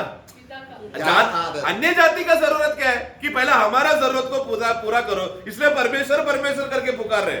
जातियों के समान नहीं प्रार्थना करना है हमें। ജാതികൾ പ്രാർത്ഥിക്കുമ്പോൾ അവരുടെ ആഗ്രഹം എന്താണ്? जातियों का प्रार्थना करते समय में उन लोग का आग्रह क्या है? ദൈവനാമം ദുഷിക്കപ്പെട്ടോ മൗത്പ്രാവുന്ന അവർക്ക് വിഷയം. परमेश्वर का नाम का निंदा हो या ना हो, महिमा हो या ना हो, ഞങ്ങളുടെ കാര്യം നടക്കണം. मेरा काम पूरा हो जाना चाहिए। എന്നാൽ ഒരു ദൈവപൈതൽ പ്രാർത്ഥിക്കുമ്പോൾ परंतु परमेश्वर का जन जब प्रार्थना करता है, ആദ്യം ദൈവത്തിന്റെ ആവശ്യം നിറവേറുക. पहला पिता परमेश्वर जिस उद्देश्य के लिए वो व्यक्ति को प्रार्थना किया, वो उद्देश्य में आया है, वो व्यक्ति ये जाने कि मैं पिता का इच्छा को पूरा करने के लिए आया हूँ, इसलिए उनका महिमा होना चाहिए। ഇവിടെ സാത്താനും ലോകമനുഷ്യരും എല്ലാം ആ നാമത്തെ ദുഷിക്കുമ്പോൾ जब ये पूरा दुनिया में शैतान और संसार का लोग, अंधकार, दुष्ट आत्मा, ये लोग सब लोग परमेश्वर का नाम को जब निंदा कर रहे हैं, ഒരു ദൈവത്തിന്റെ യേശു ക്രിസ്തു പ്രാർത്ഥിച്ചത് उनके बीच में यीशु मसीह रुककर क्या प्रार्थना किया? പിതാവേ हे पिता, ആ നാമം എത്ര മഹത്വം. आपका वो नाम, पिता करके वो नाम कितना श्रेष्ठ नाम है। അപ്പോൾ ഈ ഒരു ആവശ്യം നമ്മുടെ ഹൃദയത്തിലേക്ക് എത്തിയാൽ ये- ഇതാണ് എന്റെ പ്രാർത്ഥനയുടെ ആരംഭം. ये है हमारा जरूरत, ये है हमारा प्रार्थना का सबसे पहला आरंभ, शुरुआत जो हम प्रार्थना में करते हैं। അതുകൊണ്ടാണ് നമ്മള് ഒരു നമുക്ക് എങ്ങനെ ദൈവത്തെ പിതാവേ എന്ന് വിളിക്കാൻ കഴിയും എന്നുള്ളത് ഇവിടെ നിന്റെ നാമം വിശുദ്ധീകരിക്കപ്പെടണമേ എന്ന് പറഞ്ഞ അതേ പദം, അതിന് ഉള്ള ഗ്രീക്ക് പദമാണ് ഹഗീസോ. ഹഗീസോ എന്ന് പറഞ്ഞാൽ പരിശുദ്ധമാക്കപ്പെടുക, വിശുദ്ധീകരിക്കപ്പെടുക എന്നൊക്കെയുള്ളതാണ്. तो तेरा नाम पवित्र माना जाए करके, पवित्र माना जाए करके जो शब्द है उसको ग्रीक भाषा में हगीसो करके बोला है। मतलब तू पवित्र भी है और तू वो अलगवाई का, पवित्रता का अनुभव में है तेरा नाम। അതേ പദമാണ് उसी शब्द को എബ്രായ ലേഖനം 2-ാം അധ്യായം 11-ാം വാക്യത്തിൽ നമ്മൾ വായിക്കുന്നത്. इब्रानियों का पुस्तक 2 अध्याय 11 वाक्य में हम पढ़ते हैं। എന്താണ് വായിക്കുന്നത്? पवित्र करने वाला पवित्र हाँ, पवित्र हाँ, करने वाला हाँ। जो पवित्र किए जाते और जो पवित्र हम जो किए जा रहे हैं, सब एक ही मूल से है। एक ही मूल से है, मतलब उनका ओके। मूल एक पिता है। അപ്പൊ ദൈവത്തെ പിതാവ് എന്ന് വിളിക്കണമെങ്കിൽ यानी कि पिता परमेश्वर को पिता करके ऐसा बुलाना है, तो ആ വിളിക്കുന്ന വ്യക്തി ആരായിരിക്കണം? वो बुलाने वाला व्यक्ति कौन होना चाहिए? पवित्र ആ पवित्र रहना चाहिए। ആ ബോധവൽക്കരണം. ये बात का बोध्य, എങ്ങനെ നമ്മൾ വിശുദ്ധീകരിക്കപ്പെട്ടു? हम लोग कैसा पवित्र ठहराए गए? ഏ? എങ്ങനെ പവിത്രരായി? पवित्र हम ठहराए गए, हम पवित्र कैसे बन गए? അശുദ്ധരായി ജനിച്ചവരാണ്. क्योंकि हम तो अशुद्ध रीति से जन्मे थे। ജഡത്താൽ ജനിച്ച ജഡം. जो शारीरिक से जन्म लिया है वो शरीर है। അപ്പോൾ നമുക്ക് ഒരു വിശുദ്ധനായി തീരണമെങ്കിൽ, तो इसके लिए एक पवित्र जन करके इस अवस्था में अगर हमें बना रहना है, तो വീണ്ടും ജനിക്കണമെങ്കിൽ, या फिर नया जन्म पाना है, तो വിശുദ്ധനായ ദൈവത്തിൽ നിന്ന് ജനിക്കണമെങ്കിൽ पवित्र परमेश्वर से ही जन्म लेना है, तो ആദ്യത്തെ ജന്മം ക്ലോസ് ചെയ്യണം. ന്യായവിധി. हमारा पहला जन्म जो हम मनुष्य से जन्म लिया है उसका अंत होना जरूरी है, उसका न्याय होना जरूरी है। അതുകൊണ്ടാണ് इसीलिए തന്റെ ജനത്തെ വിശുദ്ധീകരിക്കേണ്ടതിന് अपने लोगों को पवित्र ठहराने के लिए യേശു ക്രിസ്തു നഗരവാതിലിന് പുറത്ത് വെച്ച് കഷ്ടം അനുഭവിച്ചു. यीशु मसीह फाटे के बाहर जाकर, तंबू के बाहर जाकर लोगों के लिए दुख उठाया। അപ്പോൾ നമ്മളെ വിശുദ്ധീകരിക്കുന്നത് ആരാണ്? तो इसलिए हमें पवित्र कौन कर रहा है? കർത്താവ് യേശു. प्रभु यीशु मसीह। എന്തിനാണ് നമ്മളെ വിശുദ്ധീകരിക്കുന്നത്? क्यों हमें पवित्र कर रहे हैं? അവന്റെ പിതാവിനെ ताकि उनका पिता को നമ്മൾ പിതാവിനെ വിളിക്കാൻ. हम भी पिता बुला सके, इसके लिए। അപ്പൊ യേശുവിന്റെ പിതാവ് നമ്മുടെ പിതാവാകുന്നത് നോക്കുക. तो जरा देखो, यहाँ पर विषय ये है कि यीशु का पिता हमारा पिता बन गया है। 2-ാം അധ്യായം എബ്രായ ലേഖനം 2-ാം അധ്യായം 11-ാം വാക്യം പറയുന്ന അതേ പദമാണ് പിതാവേ നിന്റെ നാമം വിശുദ്ധീകരിക്കപ്പെടണമേ എന്ന് പറയുന്നത്. तो इब्रानियों का पुस्तक 2:11 में अभी हमने जो पढ़ा, वही सेम विषय को वहां पर प्रार्थना में यीशु बोल रहा है कि तेरा नाम पवित्र माना जाए। അപ്പൊ പ്രാർത്ഥനയിൽ इसलिए प्रार्थना में ദൈവനാമം അല്ലെങ്കിൽ ദൈവനാമം മഹത്വമെടുക്കുന്നുണ്ടോ, അല്ലെങ്കിൽ ദൈവം വിളിക്കുന്ന വ്യക്തിക്ക് ക്രിസ്തു വരുത്തിയ വിശുദ്ധീകരണമുണ്ടോ? तो इसके लिए परमेश्वर का नाम महिमा हुआ जाए, माना जाए करके बोलते समय में जो कोई भी परमेश्वर को पिता बोलकर प्रार्थना में प्रवेश करते समय में क्या वो पवित्र हुआ है कि नहीं, ये घटना वहां पर होना चाहिए। അപ്പോഴാണ് നമ്മള് പത്രോസിന്റെ ലേഖനം 1:17 വായിക്കുന്നത്. इसलिए पहला पत्रोस 1:17 में हम पढ़ते हैं. അവിടെ വായിക്കുന്നത് എങ്ങനെയാണ്? वहां पर हम कैसा पढ़ते हैं? നാം ദൈവത്തെ പിതാവേ എന്ന് വിളിക്കുന്നുവെങ്കിൽ, अगर हम लोग परमेश्वर को पिता करके पुकार रहे हैं तो पढ़ना जबकि तुम हे पिता कहकर उसे प्रार्थना करते हो, हाँ। जो बिना पक्षपात हाँ। हर एक के काम के अनुसार न्याय करता है, हाँ। तो अपने परदेशी होने का समय അതിന്റെ അർത്ഥം എന്താണ്? उसका मतलब क्या है? ഇവിടെ ന്യായം വിധിക്കുക എന്ന് പറയുന്നതും ഹൃദയത്തെ ശോധന ചെയ്യുക എന്നുള്ളതും ആ അർത്ഥത്തിലാണ്. എന്ന് പറഞ്ഞാൽ നമ്മളെ വെറുതെ അങ്ങ് ശിക്ഷ വിധിക്കുകയല്ല. तो न्याय करता है करके बिना पक्षपात का न्याय करता है करके मतलब परमेश्वर हमको दंड देगा, वो न्याय का बात नहीं कर रहा है. हाँ। जो परखने वाला, हाँ। वो अर्थ में बोला है. നാം ആ വിശുദ്ധിയിൽ നിന്നുകൊണ്ടാണോ, ക്രിസ്തുവിൽ നിന്നുകൊണ്ടാണോ, അല്ലെങ്കിൽ നമ്മളെ ക്രിസ്തു ശുദ്ധീകരിച്ചതിന്റെ അടിസ്ഥാനത്തിലാണോ, അതോ നമ്മളൊരു ജാതിയെ പോലെയാണോ എന്നുള്ളതാണ് നമ്മൾ പ്രാർത്ഥനയിൽ ദൈവം നോക്കുന്നത്. तो यानी कि परमेश्वर जो बिना पक्षपात का न्याय करता है, मतलब परमेश्वर वो भक्त के जीवन, विश्वासी के जीवन में एक बात को परख के देख रहा है. क्या परख के देख रहा है? कि वो व्यक्ति जो परमेश्वर को अब्बा पिता करके बुलाकर प्रार्थना कर रहा है, वो यीशु मसीह के द्वारा पवित्र होने के बाद अब्बा पिता बोल रहा है, या अन्य जाति के समान परमेश्वर को बस ऐसे ही पिता करके बुलाए, ये बात परमेश्वर परख रहा है. നാം വിളിക്കുമ്പോൾ, जब हम अब्बा परमेश्वर को अब्बा पिता करके प्रार्थना करके बुलाते हैं, ആ മകൻ തന്നെ എന്നുള്ള ബോധ്യത്തിലാണോ നമ്മൾ വിളിക്കുന്നത്? तो परमेश्वर ये बात उस पर देख रहा है कि जो बुलाने वाला व्यक्ति बेटा होकर बुला रहा है क्या. മകനായി വിളിച്ചാൽ, വിളിച്ചാൽ अगर वो बेटा बनकर परमेश्वर को पिता बुला रहा है तो ദൈവത്തിന് അവമാനം വരത്തില്ല. तो परमेश्वर को अपमान नहीं होगा. അതുകൊണ്ടാണ് നമ്മൾ പ്രാർത്ഥിക്കുമ്പോൾ, इसलिए जब हम प्रार्थना करते समय में, നമ്മുടെ ഹൃദയത്തെ ദൈവം ശോധന, പ്രാർത്ഥന വിഷയത്തെ അല്ല ഇവിടുത്തെ വിഷയം. तो यहाँ पर परमेश्वर क्या करता है? जो मनों को न्याय करता है, मतलब क्या? परमेश्वर उस व्यक्ति का मन को परख कर देख रहा है कि वो सचमुच नया जन्म के द्वारा या पुत्र होने के बाद का अवस्थे में. तो यहाँ पर क्या प्रार्थना कर रहा है, कितना प्रार्थना कर रहा है, वो विषय या शब्द नहीं परमेश्वर को मूल्य. परमेश्वर का विषय क्या है? कि ये मेरा बेटा है कि नहीं. നമ്മള് റോമലേഖനം 8:16 എന്താ വായിച്ചത്? रोमियो 8:16 में हमने क्या पढ़ा था? ദൈവത്തിന്റെ ആത്മാവ്, परमेश्वर का आत्मा നമ്മുടെ ആത്മാവോട് പറയുക, हमारे आत्मा को कह रहा है ഞാൻ ദൈവത്തിന്റെ മക്കളാണ്, कि तुम परमेश्वर के संतान हो, അല്ലേ? है ना. അപ്പൊ പ്രാർത്ഥിക്കുമ്പോൾ इसलिए प्रार्थना करते समय में ഈ അർത്ഥത്തിലാണോ ഇനി പ്രാർത്ഥിക്കുന്നത് എന്നാണ് ആത്മാവ് പരിശോധിക്കുന്നത്. तो यही अर्थ में वो व्यक्ति प्रार्थना कर रहे है कि नहीं, ये आत्मा परख के देख रहा है, न्याय करके देख रहा है. 8-ാം അധ്യായം, റോമലേഖനം 8-ാം അധ്യായം 27-ാം വാക്യം. Romeo 8:27, Romans 1:27. हाँ, और मनों को जांचने वाला, मनों को जांचने वाला, यही जांचना शब्द हम लोग पत्रोस में 1:17 वही शब्द आना चाहिए. ആ പദമാണ്. ഓക്കെ. वही शब्द आना चाहिए. हाँ. मनों को जांचने वाला, और वह जांचने वाला जानता है हाँ। कि आत्मा की मनसा क्या है. हाँ, നോക്കുക. അപ്പൊ പ്രാർത്ഥിക്കുമ്പോൾ എന്റെ ഹൃദയത്തെ ദൈവം പരിശോധിക്കുന്നു എന്ന് ബോധ്യമുണ്ടോ? तो यानी कि मैं प्रार्थना करते समय में परमेश्वर अपने मेरा मन को जांच रहा है, परख कर देख रहा है करके ये बोध हमको रहता है क्या? ചിലപ്പോ നമ്മളങ്ങ് ഈ ടാപ്പിൽ നിന്ന് വെള്ളം അഴിച്ചു വിടുന്ന പോലെ നമ്മൾ ഒരു ഒഴുക്കം മട്ടിലങ്ങ് പ്രാർത്ഥിച്ചു. हम लोग क्या करते हैं? जैसा नल खोला तो फटाफट पानी आते रहता है, वैसा मुंह खोलकर बक बक बक बक बक करते जा रहा है. അതല്ല, അത് ജാതികളാണ് പ്രാർത്ഥന. वो क्या है? जातियों का प्रार्थना है. നിങ്ങൾ പ്രാർത്ഥിക്കുമ്പോൾ परंतु तुम जब प्रार्थना करने जाओगे, ജാതിയെ പോലല്ല, जाति के अन्य जाति के समान नहीं, എന്റെ മകനായിട്ട്. तुम परमेश्वर का पुत्र है, ये बोध में प्रार्थना करना है. അതിനാണ് എന്റെ മൂത്ത പുത്രൻ इसीलिए मेरा बड़ा बेटा ക്രൂശിൽ കഷ്ടമനുഭവിച്ച് क्रूस में कष्ट सहकर നിങ്ങളെ വിശുദ്ധീകരിച്ചത്. आप सब लोगों को पवित्र किया. എന്തിന്? क्यों किया? എന്റെ നാമം അശുദ്ധ അല്ലെങ്കിൽ വിശുദ്ധമാകണം. അതിന് ताकि വേണ്ടി. मेरा नाम पवित्र माना जाए तुम्हारे बीच में.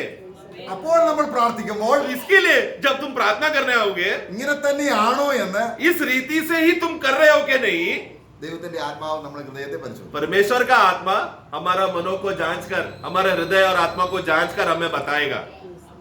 Praise the Lord. मैं അങ്ങനെ അല്ലെങ്കിൽ ऐसा नहीं है तो ഉടനെ ദൈവം അവിടെ ഖണ്ഡം എന്ന് പറഞ്ഞാൽ കുറ്റം വിധിക്കും നമ്മുടെ ഹൃദയം. ആ. तुरंत उसी समय उसी क्षण में परमेश्वर क्या करेगा, हमारा आत्मा में उसको, हमें वो विश्वासी को, व्यक्ति को एक दोष का अनुभव में लेकर जाएगा. दोषी का अवस्था में उसको कुछ तो हृदय में होगा, मुझे कुछ तो मैंने गलती किया है करके, കാരണം പ്രാർത്ഥന മുന്നോട്ട് കൊണ്ടുപോകാൻ കഴിയുന്നില്ല. क्योंकि प्रार्थना अभी आगे नहीं जा रहा है आत्मा में. അപ്പൊ ആ ഒറ്റ വിളി കൊണ്ട് നമ്മളങ്ങ് ദൈവവുമായി ബന്ധപ്പെടാത്തതിന്റെ കാര്യം, तो इसलिए एक ही पुकार में परमेश्वर मेरा पिता है, ये रिश्ता में हम जुड़ नहीं पा रहे. उसका कारण ജഡത്തിന്റെ ചിന്ത നമ്മുടെ ഹൃദയത്തിൽ വന്ന് ദൈവവുമായി അകന്നു പോയാൽ, शरीर में मन लगाकर जो व्यक्ति प्रभु से दूर हो गया है, मृत्यु का दशा में है, ആയതുകൊണ്ട് इसीलिए നമ്മൾ ചിന്തിക്കും, हम सोचते हैं 10-20 കൊല്ലമായി ഞാൻ നീതിമാനായിട്ട് ജീവിക്കുന്നു, 10-20-15 साल हो गया ना, मैं विश्वासी बनकर, मैं धर्मी बनकर जी रहा हूँ. ഇനിയിപ്പോ എന്ത് ഹൃദയം പരിശോധിക്കാനാണ്? अभी मेरा हृदय को कौन क्या परखने का बात है? ഞാൻ എന്റെ നിലപാടിൽ സ്വന്തം നീതിയിൽ വരും. मैं तो अभी मेरा खुद का धार्मिकता से आ सकता हूँ, കാരണം ഞാൻ ഒരുപാട് കാര്യങ്ങൾ ചെയ്യുന്നുണ്ട്. क्योंकि मैंने बहुत काम किया है. ഞാൻ സഭയിലെ ഫാൻ മേടിച്ചു കൊടുക്കുന്നുണ്ട്, मंडली का फैन मैंने खरीद के दिया है, ഞാൻ നല്ലൊരു ദശാംശം ഇടുന്നുണ്ട്, मैं हमेशा दशांश देता हूँ, ഞാനാണ് ആദ്യം വരുന്നത്. सबसे पहला मैं आता हूँ.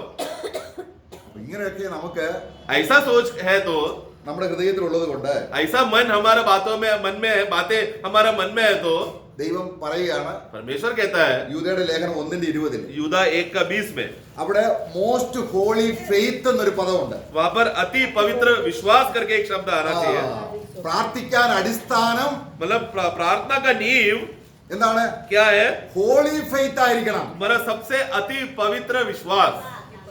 शब्द आया ऐसा, अति पवित्र विश्वास, ആ. परम पवित्र विश्वास. അപ്പോൾ അതിപരിശുദ്ധ വിശ്വാസത്താൽ പ്രാർത്ഥിക്കുമ്പോൾ നമുക്ക് തന്നെ ആത്മീയമായിട്ടൊരു ബിൽഡപ്പ് നടക്കും. तो अति पवित्र विश्वास के द्वारा प्रार्थना करने वाला व्यक्ति को अंदर ही एक आत्मिक उन्नति और बढ़ोतरी और बांधने का काम होते रहेगा. ഞാൻ ആത്മാവിൽ, यानी कि मैं आत्मा में സ്വർഗത്തിലെ ദൈവത്തെ और स्वर्गीय परमेश्वर को അബ്ബാ പിതാവേ എന്ന് വിളിച്ച് अब्बा पिता करके पुकार कर, നിന്റെ നാമം വിശുദ്ധീകരിക്കപ്പെടണേ എന്ന് പറയുമ്പോൾ तेरा नाम पवित्र माना जाए, ऐसा बोलते समय में ആ വ്യക്തിയുടെ ഉള്ളിൽ वो व्यक्ति के अंदर ഒരു വലിയ കെട്ടുപണി നടക്കുകയാണ്, एक बांधने का काम हो रहा है. ഒരു ഉയർപ്പ് നടക്കുകയാണ്, मतलब वो एक बढ़ रहा है, एक स्थान से ऊपर आ रहा है, അവൻ ഉയരുകയാണ്. वो ऊंचा उठ रहा है നിങ്ങൾക്ക് തന്നെ अपने आप को. അപ്പൊ 20 पढ़ना.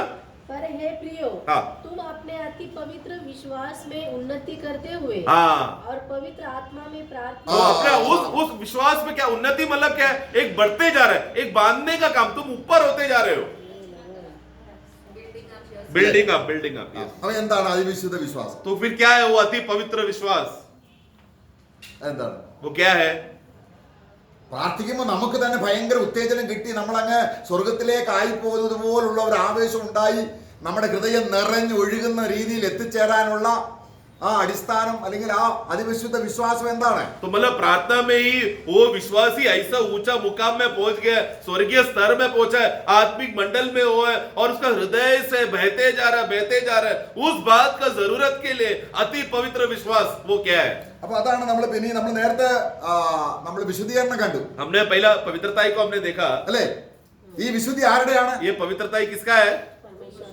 കർത്താവായ യേശുവിനെ प्रभु यीशु मसीह को എനിക്ക് വിശുദ്ധിയായി തന്നിരിക്കുക. मुझे पवित्र का अवस्था में वही मेरा पवित्रता ही है, ऐसा मुझे दिया गया है. അതുപോലെ തന്നെയുള്ള ഒരു കാര്യമാണ് उसी तरह का बात है. നമ്മൾ റോമലേഖനം 8-ാം അധ്യായം, നമ്മുടെ റോമലേഖനം रोमियो का पुस्तक അതിന്റെ 10-ാം അധ്യായം 10वां अध्याय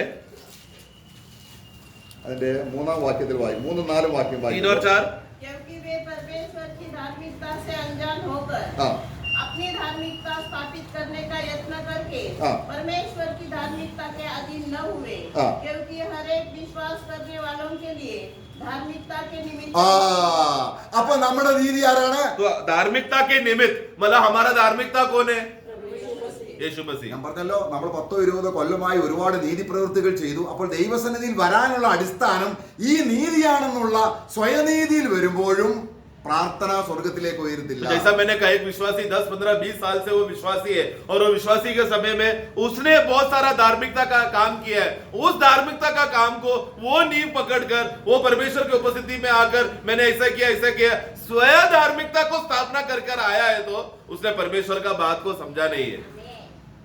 നമ്മൾ ഏത് നീതിയാണ്? हम लोग किसका धार्मिकता के वजह से है? ക്രിസ്തുയേശുവിലുള്ള വിശ്വാസത്താൽ बोले यीशु मसीह पर विश्वास के द्वारा സൗജന്യമായി हमें मुफ्त में എനിക്ക് നീതി കിട്ടി. मुझे धार्मिकता मिल गया। അപ്പൊ അതിപരിശുദ്ധ വിശ്വാസം എന്ന് പറയുന്നത് तो अति पवित्र विश्वास का मतलब യേശു ക്രിസ്തു എന്റെ നീതിയാണെന്നുള്ള വിശ്വാസം. यीशु मसीह ही मेरा धार्मिकता है, वो विश्वास। അതിന് മാറ്റം വരാൻ പാടില്ല. वो बात में हम लोग हटना नहीं चाहिए, उस बात में कोई अलग बात नहीं होना चाहिए। ഈ നീതിക്ക് കീഴ്പ്പെടാതെ इस धार्मिकता को आधीन ना होते हुए സ്വന്തം നീതി സ്ഥാപിക്കുക. जो व्यक्ति क्या कर रहा है, विश्वासी अपना धार्मिकता स्थापना करने देख रहा है। അതായത് ഞാൻ ഫാൻ മേടിച്ചു കൊടുത്തു, बोले उदाहरण जैसा पहले का फैन लेकर दिया, അല്ലെങ്കിൽ ഞാൻ എന്തെങ്കിലും പുണ്യപ്രവൃത്തികൾ ചെയ്തു, मैंने मंडली के लिए बाकी बाहर के लिए बहुत पुण्य अच्छा काम किया, അപ്പോഴും तभी भी ആ നീതി പ്രാർത്ഥിക്കുമ്പോൾ उसी धार्मिकता का स्वयं धार्मिकता से अगर वो प्रार्थना कर रहा है तो അത് കർത്താവ് അത് പറയും, രണ്ടുപേര് പ്രാർത്ഥിപ്പാൻ പോയി उसका उदाहरण के लिए प्रभु ने एक उदाहरण बताया। हाँ। दो लोग प्रार्थना करने गए, അല്ലേ? है ना, हाँ। फरीसी और एक चुंगी लेने ഓക്കെ वाला। ഓക്കെ. അവർ രണ്ടുപേരും പ്രാർത്ഥിച്ച് ഒരാളെന്ത് സ്വന്തം നീതി സ്ഥാപിക്കുകയാണ്. दूसरा एक व्यक्ति क्या कर रहा है, वो अपना धार्मिकता स्थापना कर रहा है परमेश्वर के सामने। ദൈവമേ, हे परमेश्वर, ഞാൻ ഇന്ന കാര്യങ്ങൾ ചെയ്തിട്ടുണ്ട്, मैं ये फलाना काम किया है, ഞാൻ ഉപവാസം मैं എടുക്കുന്നുണ്ട്, हफ्ते में 2 बार उपवास लेता हूँ, ദശാംശം തരുന്നുണ്ട്, समय पर दशवांश देता हूँ, ആയതുകൊണ്ട് इसीलिए ഞാൻ പറയുന്ന കാര്യം നീ സാധിച്ചു തരണം. मैं जो बात बोल रहा हूँ वो आप पूरा करके देना। ഏ? അല്ലേ? ऐसे ही है ना उसका प्रार्थना। പക്ഷേ ആ പ്രാർത്ഥന परंतु उस प्रकार का प्रार्थना അവനോട് തന്നെ പ്രാർത്ഥിച്ചു, ദൈവം കേട്ടില്ല. उस उधर अब क्या लिखा है, वो व्यक्ति प्रार्थना करने आया तो उसने अपने आप से प्रार्थना किया करके कहता है, मतलब वो व्यक्ति का प्रार्थना परमेश्वर ने नहीं सुना, अपने आप के लिए वो अपने आप की ओर प्रार्थना कर रहा था वो। നമ്മൾ അറിയാതെ പ്രാർത്ഥന അങ്ങനെയൊക്കെ വന്നു പോകും. मतलब क्या है, अनजाने में हम जो प्रार्थना कर रहे हैं सब प्रार्थना ऐसे ही है। അപ്പോൾ കർത്താവ് ആദ്യത്തെ പദം തന്നെ നമ്മൾ ശ്രദ്ധിക്കുമ്പോൾ इसलिए प्रार्थना का पहला शब्द को ही अगर हम देखें तो സ്വർഗീയ പിതാവേ, ये स्वर्गीय पिता, നിന്റെ നാമം तेरा नाम पवित्र माना जाए। പറയുമ്പോൾ തന്നെ നന്ദി കൊണ്ട് കാരണം എന്നെ ഈ ദൈവത്തെ പിതാവെന്ന് വിളിക്കാനുള്ള അനുഗ്രഹം തന്നല്ലോ. तो वो प्रार्थना में मैं खुशगुजार होकर मैं धन्यवाद का मन से कर रहा हूं, प्रभु मैं परमेश्वर को, महान परमेश्वर को पिता करके बुलाने के लिए वो पदवी और सौभाग्यता आपने मुझे दिया, इसके लिए धन्यवाद। इसलिए वो मन में मैं क्या बोल रहा हूं, पिता तेरा नाम पवित्र माना जाए। ഇനി ജാതികളെ കുറിച്ചുള്ള വായിക്കുമ്പോൾ अन्य जाति के विषय में हम देखते हैं, നമ്മൾ റോമാലേഖനം 1:21 വായിച്ചേ. रोमियो 1:21 पढ़ना। इस कारण कि परमेश्वर को जानने पर भी हाँ। उन्होंने परमेश्वर के योग्य बढ़ाई और धन्यवाद न किया। ആണോ?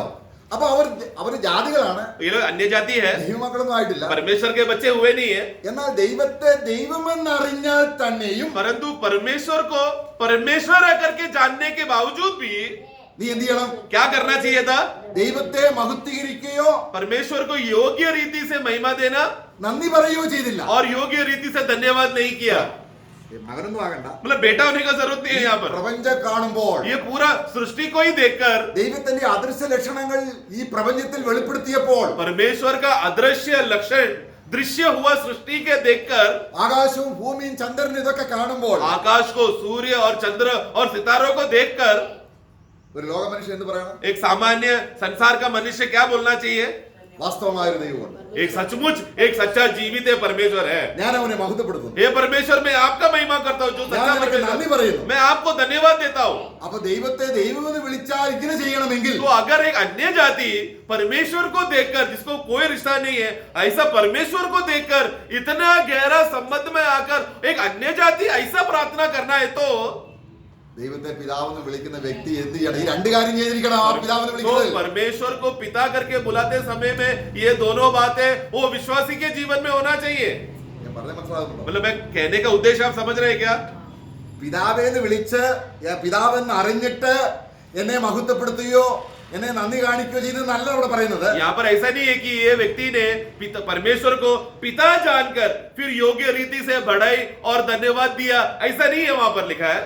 ദൈവം രണ്ട് രീതിയിലാണ് വെളിപ്പെടുത്തുന്നത്. क्योंकि परमेश्वर दो रीति से प्रकट होता है, തന്റെ സൃഷ്ടിയിലൂടെ एक सृष्टि के द्वारा ഒരു ദൈവമുണ്ട്. एक परमेश्वर है। അതുകൊണ്ട് ആ ദൈവം ഇല്ല എന്ന് പറഞ്ഞ ആരും ഇനി തർക്കമൊന്നും ചെയ്യണ്ട. इसलिए कोई भी अभी तुम लोग झगड़ा करने मत जाओ कि परमेश्वर है कि नहीं करके, ऐसा झगड़ा करने की जरूरत नहीं है, तर्क करने का जरूरत नहीं है। എന്നാൽ ഒരു ദൈവം ഉണ്ട് എന്നുള്ള വിശ്വാസം വന്നാലും നന്ദി പറഞ്ഞാലും ആ ദൈവത്തെ മഹത്വപ്പെടുത്തിയാലും ദൈവവൈദ്യനാകുന്നില്ല. तो ऐसा व्यक्ति जो अन्य जाति है, एक परमेश्वर है, सृष्टि को देखकर उसने जान लिया है परमेश्वर है करके, इसलिए वो व्यक्ति क्या करेगा? योग्य रीति से बढ़ाई करेगा, महिमा करेगा, धन्यवाद करेगा, फिर भी वो व्यक्ति बेटा नहीं बन रहा है. എന്നാൽ രണ്ടാമത്തെ വെളിപ്പാട് परंतु दूसरा प्रकटीकरण क्या है? പുത്രൻ പിതാവിനെ വെളിപ്പെടുത്തുന്നു. कि पुत्र पिता को प्रकट कर रहा है. അത് അന്തരാത്മാവിലാണ്. वो हमारा अंदरूनी आत्मा में है. ആർക്ക് വെളിപ്പെടുന്നോ जिस जिस व्यक्ति को वो बात प्रकट हुआ है, അവര് ദൈവത്തിന്റെ മക്കളാവും. वो लोग तुरंत अपने आप में परमेश्वर का पुत्र बन गए. അപ്പൊ ദൈവ പിതാവെന്ന് കണ്ടോ? तो वो व्यक्ति ने परमेश्वर पिता है करके देखा क्या? वो संतान ने उन्हें देख लिया आत्मा में. इसके लिए पिता बुलाना चाहिए ना. ദൈവത്തിന്റെ അദൃശ്യ ലക്ഷണങ്ങൾ ഇവിടെ വെളിപ്പെടുത്തിയിട്ട് ഇതൊരു ദൈവമുണ്ട്. എന്നാൽ ഈ जैसा ദൈവം उदाहरण के लिए जो अन्य जाति लोग हैं, परमेश्वर है करके देखकर नहीं वो लोग मान रहे. परमेश्वर जो अदृश्य है, वो दृश्य बातों को देखकर वो लोग बोल रहे हैं एक परमेश्वर है करके. उसी तरह विश्वासी लोग क्या कर रहे हैं? विश्वास के द्वारा अदृश्य परमेश्वर को वो मेरा पिता है करके पुकार रहे हैं. ക്രൂശിലെ വിശുദ്ധീകരണം നിമിത്തം क्रूस का पवित्र यीशु मसीह ने क्रूस में जो पवित्रता ही जो हमारे लिए उपलब्ध करके दिया और हमें दिया, वो स्वयं हमारा पवित्रता ही बन गया. उस कारण അപ്പോൾ ഒരു വിശ്വാസിയെ സംബന്ധിച്ചിടത്തോളം इसलिए विश्वासी के संबंध में അവൻ ദൈവത്തെ പിതാവെന്ന് വിളിക്കുമ്പോൾ वो जब परमेश्वर को पिता करके पुकारता है, ഈ രണ്ട് കാര്യം ആ പിതാവേ എന്ന് വിളിക്കുന്നതിൽ തന്നെ അവൻ ഉണ്ടായിരിക്കണം. ये दो ही, അവൻ അത് तो ഗ്രഹിക്കണം. वो मिनिमम जो एक अन्य जाति से परमेश्वर ने जो बातें अपेक्षा करके रखा है, ये मिनिमम दो बातें, वो जो बेटा हो गया, पुत्र हो गया, उसके अंदर रहना चाहिए. വേണ്ടേ? क्या? योग्य बढ़ाई और धन्यवाद. യേശു അതല്ലേ ചെയ്തത്? यीशु ने भी यही किया था.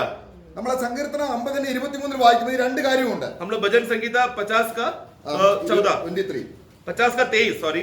धन्यवाद के बलिदान का चढ़ाने वाला मेरी महिमा करता है. हाँ, അപ്പൊ എന്തിനാണ് ധന്യവാദ് പറയുന്നത്? तो क्यों धन्यवाद का वो बलि चढ़ाना चाहिए? क्यों बोलना चाहिए धन्यवाद?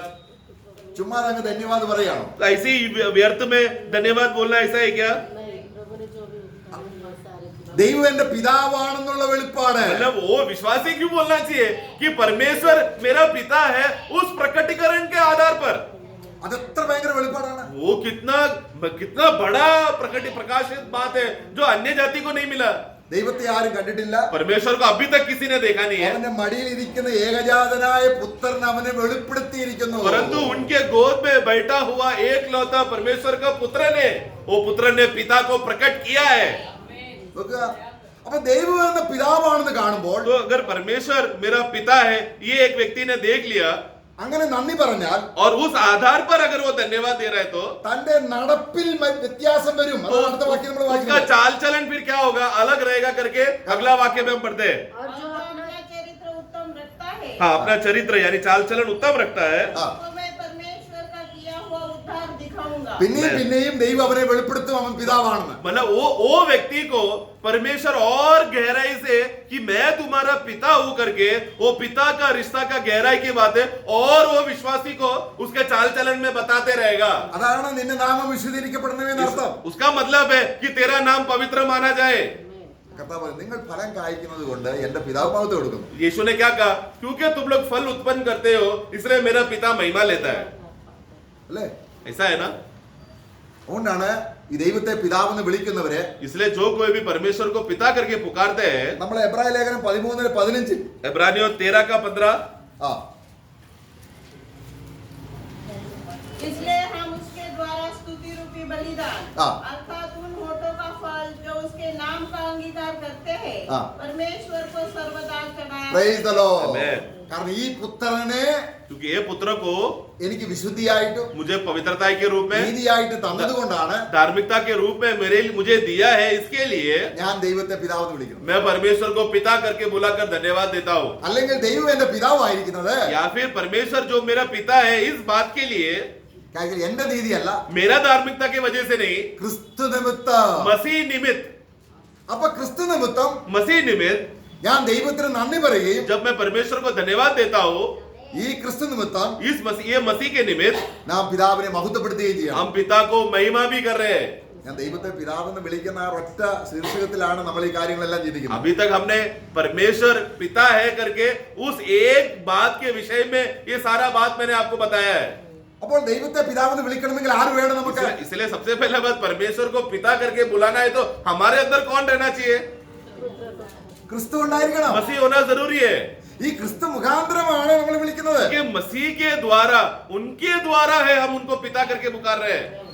അവിടെ ദൈവം പറഞ്ഞു, നിങ്ങൾ എന്റെ അടുക്കൽ വരുമ്പോൾ ഒന്നും നിങ്ങൾ കൊണ്ടുവരണം. അവിടെ 50-ാം സങ്കീർത്തനം 14-ാം വാക്യത്തിൽ കാട്ടിലെ സകല മൃഗങ്ങളും സകല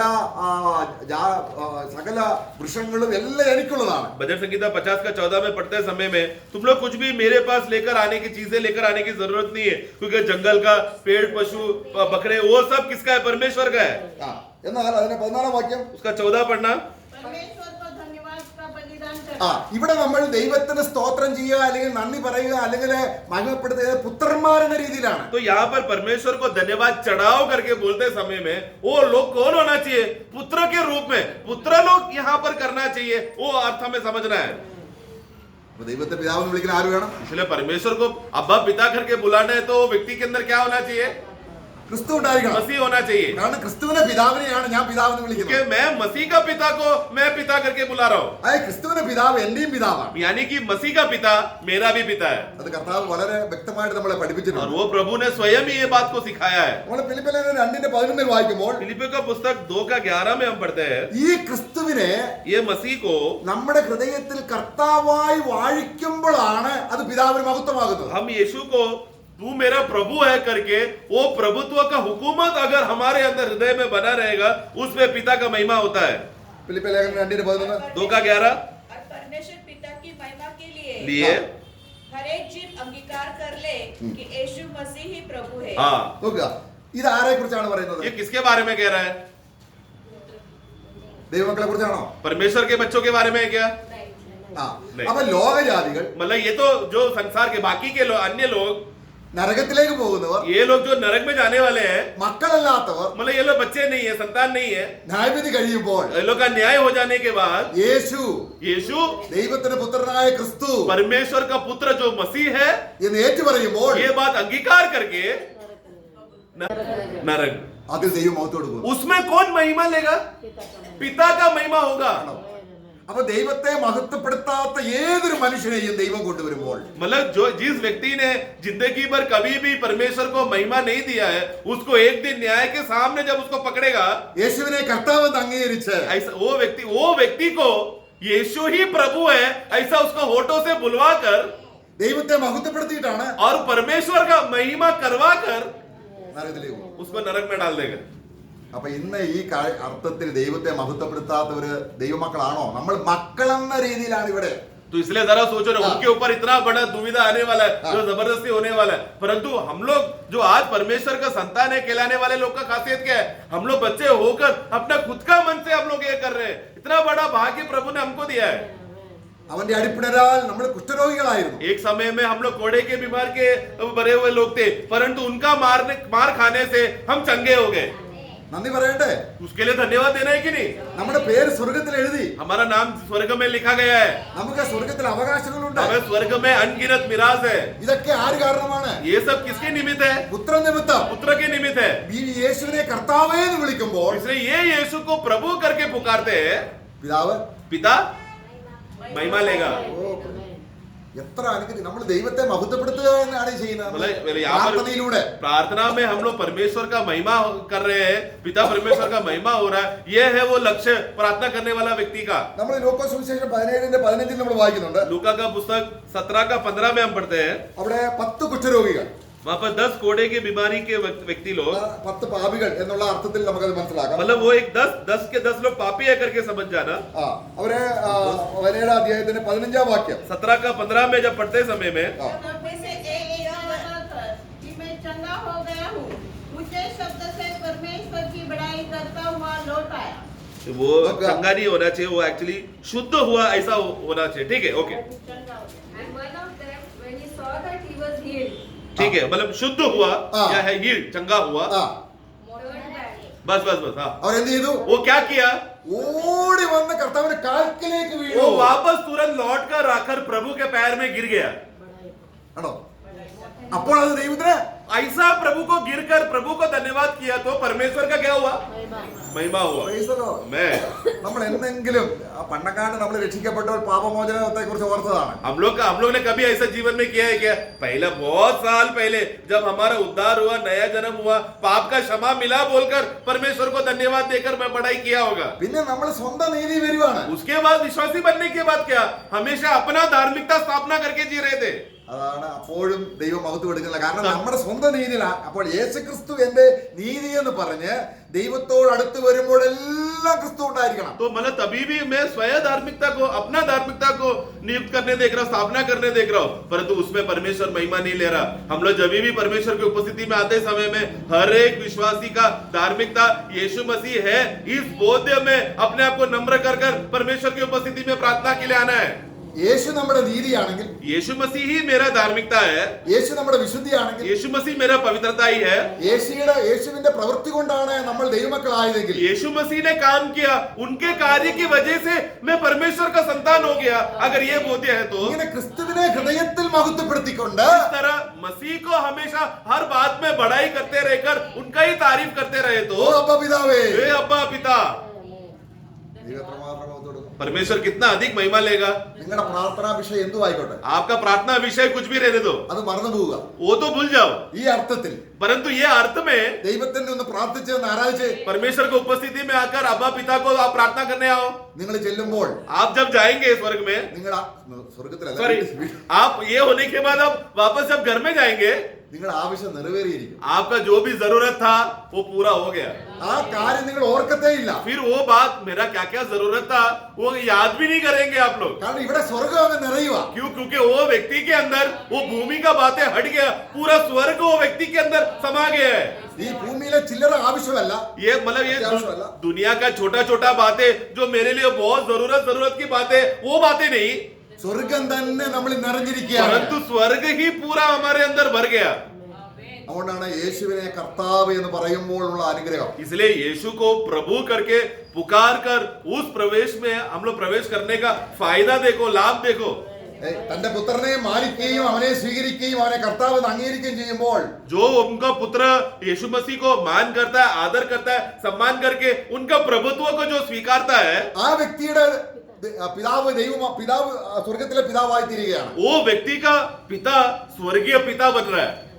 ആ വ്യക്തിക്ക് ഒരു കുറവും വരാതെ സൂക്ഷിക്കുക എന്നുള്ളതാണ് പിതാവിന്റെ ആഗ്രഹം. फिर वो पिता का लक्ष्य क्या रहेगा कि ये भक्त, ये विश्वासी जिसने यीशु का अपना प्रभु माना है, उसका दुनिया का जो भी अत्यंत जरूरत की बातें है समय समय पर पूरा करके दे। നമ്മുടെ സങ്കീർത്തനം 16:2 വായിക്കാം. भजन संगीता 14 का 2 अगर हम पढ़ेंगे तो 14:2, परमेश्वर ने स्वर्ग में से मनुष्य पर दृष्टि की है।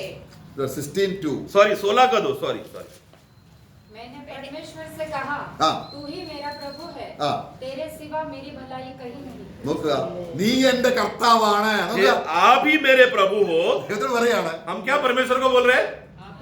आप ही मेरे प्रभु हो। അങ്ങനെ ഞാൻ പറയുമ്പോൾ, ऐसा बोलने से, അങ്ങനെ മഹത്വപ്പെടുത്തുമ്പോൾ इस तरह महिमा करने से എനിക്ക് ഒരു നന്മയ്ക്ക് കുറവില്ല. मेरे भलाई में कोई बात की कमी नहीं है, നീ ഒഴികെ क्योंकि तेरे अलावा मेरे लिए और कोई भलाई नहीं। നോക്കുക, അപ്പൊ എന്റെ ആവശ്യം ആരാണ്? तो मेरा जरूरत क्या है? फिर എന്റെ അത്യാവശ്യം ആരാണ്? मेरा सबसे अधिक जरूरत क्या है? കർത്താവാണ്. प्रभु स्वयं है, कोई दुनिया की चीजें नहीं है, प्रभु है। നമ്മൾ ക്രിസ്തുവാണ് നമ്മുടെ അത്യാവശ്യം എന്ന് അറിയാതെ हम लोग क्या कर रहे हैं? मेरा सबसे जरूरत चीज अभी ये है, वो बातों के बीच में अति अधिक जरूरत प्रभु यीशु मसीह है, वो बातों को भूलकर വേറെ എന്തോ ആവശ്യമായിട്ട് വരിക. बाकी कोई चीजों को अति आवश्यक है बोलकर पकड़कर किसको पास आ रहे हैं? हम लोग परमेश्वर के पास आ रहे हैं। കർത്താവ് നമ്മുടെ ഹൃദയത്തിൽ വാഴുമ്പോൾ, परंतु ക്രിസ്തു കർത്താവായിരിക്കുമ്പോൾ, मतलब यीशु अगर हमारे अंदर प्रभु होकर विराजमान हो गया तो ഒരു ഭയങ്കര ഒരു ദൈവിക ഭരണം, നമ്മൾ സ്വർഗരാജ്യം ഇവിടെ വന്നു കഴിഞ്ഞു. मतलब स्वर्ग राज्य उसके अंदर आ गया है, परमेश्वर का हुकूमत उसके अंदर है। നിന്റെ രാജ്യം വരണമേ. അടുത്ത വാക്യം നമ്മൾ വായിക്കുകയാണ്. फिर क्या करे? तेरा नाम पवित्र माना जाए, मतलब उसके बाद നിന്റെ तेरा രാജ്യം राज्य, അല്ലേ? हाँ तेरा राज्य भूमि में आए। അത് നമ്മുടെ ഹൃദയത്തിൽ വരണമെന്നല്ല, मतलब നമ്മുടെ ഹൃദയം വന്നു കഴിഞ്ഞു. मतलब हमारे हृदय में आओ करके वो नहीं बोल रहे, हमारे अंदर पहले से आ चुका है। ഈ ഭൂമിയിലെല്ലാം ആകണം. परंतु ये दुनिया भर जिधर भी दुनिया का हर कोने कोने में परमेश्वर का हुकूमत और राज्य आए, അതെപ്പോഴാണ് ആകുന്നത്? वो कब होगा? 1000 വർഷം. 1000 वर्ष का राज्य में. എന്നാൽ ദൈവരാജ്യം എവിടെയുണ്ട്? परंतु अभी परमेश्वर का राज्य किधर है? അപ്പൊ ഒന്ന്, तो पहला ദൈവം എന്റെ പിതാവാകുന്നതുകൊണ്ട് परमेश्वर मेरा पिता है, इसके लिए ആ നാമം ദുഷിക്കപ്പെടരുത്. वो नाम कभी अपमान ना हो, हमेशा पवित्र माना जाए. രണ്ടാമത്തെ പ്രാർത്ഥന, और दूसरा बात है, ഓ നമ്മൾ എന്തെങ്കിലും ഇങ്ങനെ പ്രാർത്ഥിച്ചിട്ടുണ്ടോ? तेरा राज्य जल्दी आए और हमारे बीच में बने रहे. ऐसा कभी भी हम लोगों ने प्रार्थना किया है क्या? അങ്ങനെയൊക്കെ പ്രാർത്ഥിക്കുമ്പോൾ നമ്മുടെ ഭൗമിക വിഷയങ്ങൾ നമ്മൾ അറിയത്തു പോലുമില്ല. तो ऐसा स्तर में जीने वाला व्यक्ति भूमि की बातें सोचेगा क्या? भूमि का स्तर का उसको जो जरूरत है ऐसा बात वो कभी सोचेगा ही नहीं, क्योंकि समय समय पर प्रभु पूरा कर रहा है. എന്റെ ജീവിതത്തിൽ ഞാൻ ഒരുപാട് വിഷയങ്ങൾ ഇങ്ങനെ കൊണ്ടുപിടിച്ച് പ്രാർത്ഥിച്ചിട്ടുണ്ട്. मेरे जीवन में ऐसा बहुत से जरूरत की बातों को पकड़ कर सब जगह लेके जाकर मैंने प्रार्थना की है. നമ്മൾ പറയും പിടിച്ചു വാങ്ങണം. मतलब हम लोग कुछ लोग ऐसा बोलते हैं ना, जो भी चीज तुमको चाहिए जबरदस्ती मांग कर खींच के मांगो, പക്ഷെ ഒന്നും കിട്ടിയിട്ടില്ല. परंतु कुछ भी नहीं मिला मुझे. എന്നാൽ ഞാൻ ചോദിക്കാത്ത അനേക കാര്യങ്ങൾ തന്നിട്ടുണ്ട്. परंतु मैंने भूमि के ऐसे बहुत से बातें जो मैंने कभी सोचा भी नहीं, पूछा भी नहीं, मुझे भंडार में मिला है. എന്നാൽ ആ കൂട്ടത്തിൽ परंतु उस बीच में ചോദിച്ച കാര്യവും കിട്ടിയിട്ടുണ്ട്. അത് മറന്നുപോയി, അതാ ചോദിച്ചതാണല്ലോ. और जो मैंने एक समय में पूछा था वो भी मुझे मिल गया, पर मैं भूल गया कि मैंने ऐसा बातें पूछा था क्या करके. പ്രിയമുള്ളവരെ, हे प्रियो, ചോദിക്കുന്നതിലും നനയ്ക്കുന്നതിലും അധികം ചെയ്യാനാണ് ദൈവം ആഗ്രഹിക്കുന്നത്. हमारा प्रभु हम जो बोलने जा रहे हैं या हम सोचने जा रहे हैं उससे भी बड़ा बातें हमारे अंदर प्रभु करना चाहता है. പക്ഷേ കർത്താവ് പറഞ്ഞ പ്രാർത്ഥനയുടെ ആ രീതിക്ക് വിട്ട് परंतु प्रभु ने जो हमको एक नमूना दिया है, वो नमूना का प्रार्थना का रीति को छोड़कर, നിന്റെ നാമം, तेरा नाम, നീ എന്റെ പിതാവാണ്, तू मेरा पिता है, നിന്റെ നാമം, आपका नाम पवित्र माना जाना चाहिए, ക്രിസ്തു എന്റെ ഹൃദയത്തിൽ കർത്താവാകണം, मसीह मेरा हृदय में प्रभु रहना चाहिए. അങ്ങനെ ഒരു കിങ്ഡം സ്ഥാപിക്കപ്പെടുകയാണ്. इस तरह एक राज्य का स्थापना हो रहा है. 9:10 എന്താ വായിച്ചത്? സോറി, മത്തായി 6:9-10 വാക്യങ്ങൾ. मत्ती का 6 का 9-10 में हमने क्या पढ़ा? अतः तुम इस रीति से प्रार्थना किया करो, हाँ. हे हमारे पिता, तू जो स्वर्ग में है, तेरा नाम पवित्र माना जाए, हाँ. तेरा राज्य आए. तेरा ओके, राज्य. ओके. बस നമ്മളിപ്പോ രാജ്യത്തിലാണോ? अभी हम लोग राज्य में है क्या? നമ്മൾ റോമലേഖനം 14:17 എന്താ വായിക്കുന്നത്? रोमियो 14 का 17 में हम क्या पढ़ते हैं? खाने पीने में नहीं, നീതിയും, परंतु धार्मिकता, शांति और आनंद जो पवित्र आत्मा में है. അല്ലേ? है ना? ഇപ്പോൾ നമ്മൾ ദൈവരാജ്യത്തിൽ തന്നെയാണ്. मतलब अभी हम लोग परमेश्वर का राज्य में ही है प्रियो, നമ്മൾ ആ രാജ്യത്തിലുള്ളവരാണ് ഇങ്ങനെ പ്രാർത്ഥിക്കുന്നത്. क्योंकि जो राज्य के अंदर के लोग हैं वो लोग प्रार्थना ऐसा करते हैं. നമ്മൾ കർത്താവിന്റെ രാജ്യം അല്ലെങ്കിൽ കർത്താവ് 1000 കൊല്ലം ഭരിക്കുമ്പോൾ जब प्रभु 1000 वर्ष का राज्य का अधिकार जब स्थापना करेगा, കർത്താവ് അതിന്റെ യെശയ്യാവിന്റെ പുസ്തകം 11:3 നമ്മൾ വായിക്കുന്നുണ്ട്. यशायाह 11 का 3 में हम एक बात पढ़ते हैं. അപ്പോൾ പിതാവിന്റെ നാമം മഹത്വം എടുക്കണമെന്ന ആഗ്രഹമാണ് അവനുള്ളത്. तभी भी पिता परमेश्वर का नाम ही महिमा हो, ये यीशु का इच्छा है. അത് 1000 ആണ്ട് വാഴ്ചയുടെ കാര്യമാണ്. और वो 1000 वर्ष का राज्य की बात है. എന്നാൽ परंतु ദൈവം ഇസ്രായേലിനെ രാജ്യം ഭരിച്ചപ്പോൾ परमेश्वर जब इस्राएल के ऊपर जब राज्य किया, അപ്പോൾ ശൗലിനാണ് ആദ്യത്തെ രാജാവ്. तब शाऊल को सबसे पहला राजा बनाया था.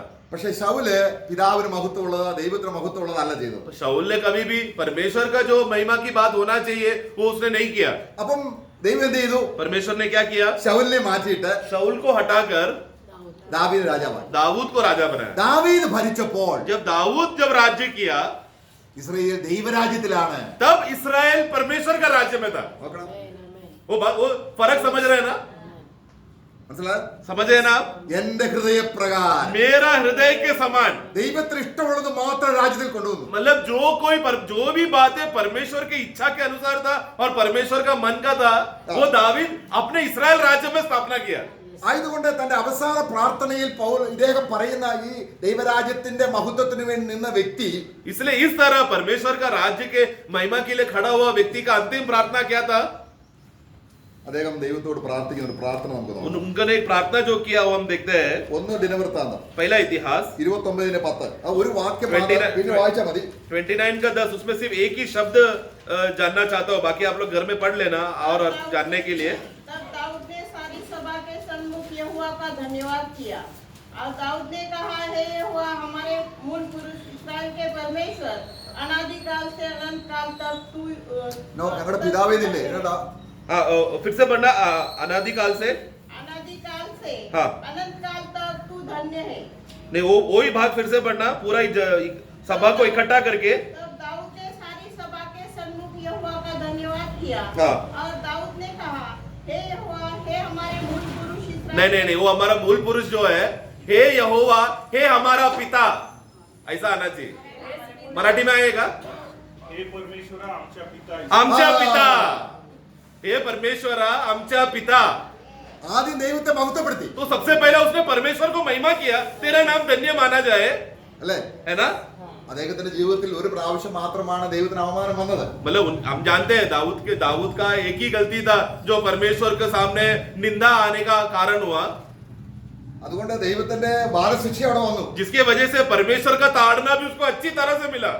എങ്കിലും परंतु भी എല്ലാ ഇസ്രായേൽ മക്കളെക്കാളും सभी इस्राएली लोगों में से അനേക രാജാക്കന്മാർ ഭരിച്ചിട്ടുണ്ട്. कितने उसके बाद कितना राजा आए, അവരാരും ദൈവത്തെ പിതാവെന്ന് വിളിച്ചില്ല. वो लोग कभी भी परमेश्वर को पिता करके नहीं पुकारा। എന്താ കാര്യം? कारण क्या है? അപ്പൊ ദൈവത്തിന് മഹത്വമായി ജീവിക്കുന്നവർ പിതാവെന്ന് വിളിക്കുന്നതിലാണ് ആ പരിശുദ്ധാത്മാവിന് സന്തോഷമിരിക്കുന്നത്. पवित्र आत्मा का आनंद किस बात में है? जो व्यक्ति परमेश्वर का महिमा करते हुए ये परमेश्वर में पहचान रहा है कि ये ही मेरा पिता है।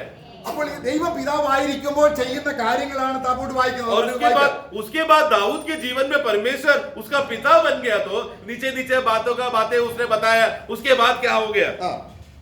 11 हे यहोवा, महिमा, पराक्रम, शोभा, सामर्थ्य और वैभव तेरा ही है, क्योंकि आकाश और पृथ्वी में जो कुछ है वह तेरा ही है। हे यहोवा, राज्य तेरा है और तू सभी के ऊपर मुख्य और महान ठहरा है। धन और महिमा तेरी ओर से मिलती है। ഓക്കെ ദൈവം പിതാവായിരിക്കുമ്പോൾ तो परमेश्वर जब पिता बन जाए തന്റെ മക്കളെ ഇങ്ങനെയൊക്കെ ആക്കണമെന്ന് ആഗ്രഹിക്കുന്നു. तो अपना बच्चों को इस रीति से महान करे, ये पिता का इच्छा है। അതാണ് പിതാവിന്റെ ആഗ്രഹം. ये यही पिता का इच्छा है, मन का इच्छा है। എന്റെ മക്കളെല്ലാം എന്റെ മൂത്ത പുത്രന്റെ മഹിമ ധരിക്കണം. मतलब मेरा सारे बच्चे लोग, मेरा बड़ा बेटा यीशु मसीह का महिमा को पहन ले। അപ്പൊ ദൈവത്തിന് നമ്മളെ കുറിച്ചുള്ള ആഗ്രഹം എത്ര വലുതാണ് പിതാവെന്ന രീതിയിൽ. पिता पर वो परमेश्वर होने के बावजूद भी वो हमारे पिता के विषय में रहकर हमारे लिए कितना बड़ा बड़ा बातें सोच रहा है, അല്ലേ? है ना। അപ്പൊ ദൈവം എന്ന് അറിയുമ്പോൾ പിതാവാണെന്ന് അറിയുമ്പോൾ നമ്മളെ ഭൗമികമായ എന്തെങ്കിലും കാര്യത്തിൽ നമ്മൾ വേദനപ്പെടുവോ നിരാശപ്പെടുവോ ചെയ്യുമോ? तो फिर ऐसा मेरा स्वर्गीय पिता ऐसा कर रहा है, तो हम जिसको समझ में आया है कि परमेश्वर मेरा पिता है करके, और स्वर्ग की बातों में वो प्रभु मेरे लिए इतना सोच रहा है, तो हम भूमि के बातों को लेकर निराश होंगे क्या? സ്വർഗത്തിൽ സൂക്ഷിച്ചിരിക്കുന്നതും स्वर्ग में जो हमारे लिए संभाला हुआ है, ഒരു കണ്ണ് കണ്ടിട്ടില്ല, जो कभी कोई आंखों ने देखा नहीं ഒരു हो, ചെവിയും കേട്ടിട്ടില്ല, कभी किसी का कान सुना नहीं है, ആരുടെയും ഹൃദയത്തിൽ തോന്നിയിട്ടുമില്ല. और किसी का हृदय में मन में अभी तक वो विचार आया नहीं है। ആർക്ക് വേണ്ടി ഒരുക്കിയിരിക്കുന്നത്? इसके लिए तैयार करके रखा है, ദൈവത്തെ പിതാവെന്ന് വിളിക്കുന്നവർക്ക്. जिसने परमेश्वर को पिता करके बुलाया है। അപ്പോൾ ഈ രണ്ട് അല്ലെങ്കിൽ പിതാവെന്നുള്ള അർത്ഥം तो इसलिए पिता करके उसका अर्थ, നിന്റെ രാജ്യം വരണമേ എന്ന അർത്ഥം. और आपका राज्य आए उसका अर्थ। Praise the Lord. ആ, ഇനി മൂന്നാമത്തെ കൂടെ നോക്കാം നമുക്ക്. थोड़ा जाएंगे, समय कम है तो भी। Daily bread. आज का ഇത്രയും കാര്യം പറഞ്ഞിട്ട് വേണം इतना सब बातें बोलने के बाद रोज का रोटी, നമ്മളെ ആവശ്യം. मतलब हमारा जरूरत, हमारा दिन भर की रोटी, रोज की रोटियां, मतलब इतना सब बातें प्रभु का मूल्यता बोलकर फिर हमारा विषय वहां पर आ रहा है। ചില ദൈവാസന്മാർ പറയുന്നത് ഭൗമിക റൊട്ടിയെ കുറിച്ചല്ല, ദൈവവചനം എന്ന റൊട്ടിയെ കുറിച്ചാണെന്നാണ് ഉള്ളത്. कुछ भाई लोग ऐसा व्याख्या करते हैं कि वो आज का रोटी देना, दिन भर का रोटी देना, वो शारीरिक रोटी के बात नहीं कर रहा है, हमें वचन का विषय में बोला है करके ऐसा अर्थ वो लोग बोलते हैं। അപ്പോൾ ഈ ദൈവപുത്രന്മാര് परंतु ये परमेश्वर के जो बच्चे लोग, पुत्र लोग, ഡെയിലി ഉള്ള ആവശ്യമേ ചോദിക്കൂ, നാളത്തേക്ക് ചോദിക്കരുത്. मतलब उधर विषय उधर तत्व क्या है, प्रभु का तत्व वहां पर क्या है? तुम लोग जब परमेश्वर को पिता मानकर उनकी उपस्थिति में आकर उनका पवित्रता में जीकर उनका राज्य का अनुभव में जीकर आते समय में तुम्हारा जरूरत का बात आते समय में किस दिन का बात मांगना है? सिर्फ उसी दिन का बात मांगना है, कल का बात नहीं मानना है। അത് ആരറിയുന്നു? क्योंकि वो कल का बात कौन जानता है? परमेश्वर, पिता परमेश्वर जानता है। Praise the Lord. मैं നോക്കണം, കിങ്ഡം പ്രിൻസിപ്പിൾ അതാണ്. मतलब ये राज्य तत्व है। ये എന്താണ് ചോദിക്കേണ്ടത്? क्या पूछना है? उस दिन का बात അത് തരുവോ? वो देगा क्या? അത് പക്ഷേ അത് ചോദിക്കണമെങ്കിൽ എന്തൊക്കെ കാര്യം വേണം? परंतु वो अगर उस बातों को मांगना है तो ऊपर की बातों में क्या क्या हमारे पास रहना चाहिए? കർത്താവ് പറഞ്ഞു, प्रभु कहता है ആ ദിവസം उस दिन നിങ്ങൾ എന്നോട് ഒന്നും ചോദിക്കത്തില്ല. ദൈവത്തിൽ एक ऐसा दिन आएगा कि उस दिन तुम लोग कुछ भी मुझसे मांगोगे नहीं। യോഹന്നാൻ 16:23. यूहन्ना 11:16 का 23। उस दिन तुम मुझसे न पूछोगे। हाँ मैं तुमसे सच सच कहता हूँ, हाँ। यदि पिता से कुछ मांगोगे तो वह मेरे ഓക്കെ नाम ആ ഒറ്റ പാദം മതി. वो In that day. पहला भाग उस दिन ആ मुझसे कुछ तुम मुझसे कुछ नहीं मांगोगे. ഏത് ദിനം 16 का 23 में कौन सा दिन है वो? ഏത് ദിവസം? कौन सा दिन है वो? उस दिन സ്വർഗത്തിൽ ചെല്ലുമ്പോഴോ? स्वर्ग में जाने की बात है क्या? नहीं नहीं नहीं, സ്വർഗത്തിൽ ചെല്ലുമ്പോഴത്തെ കാര്യമല്ല. स्वर्ग में जाने का बात नहीं है ये. നമ്മൾ യോഹന്നാൻ 14:20 വായിച്ചേ. यूहन्ना 14 का 20 पढ़े. ആ ദിവസം എന്താണെന്നുണ്ട്? उस दिन देखो क्या बोल रहा है उधर.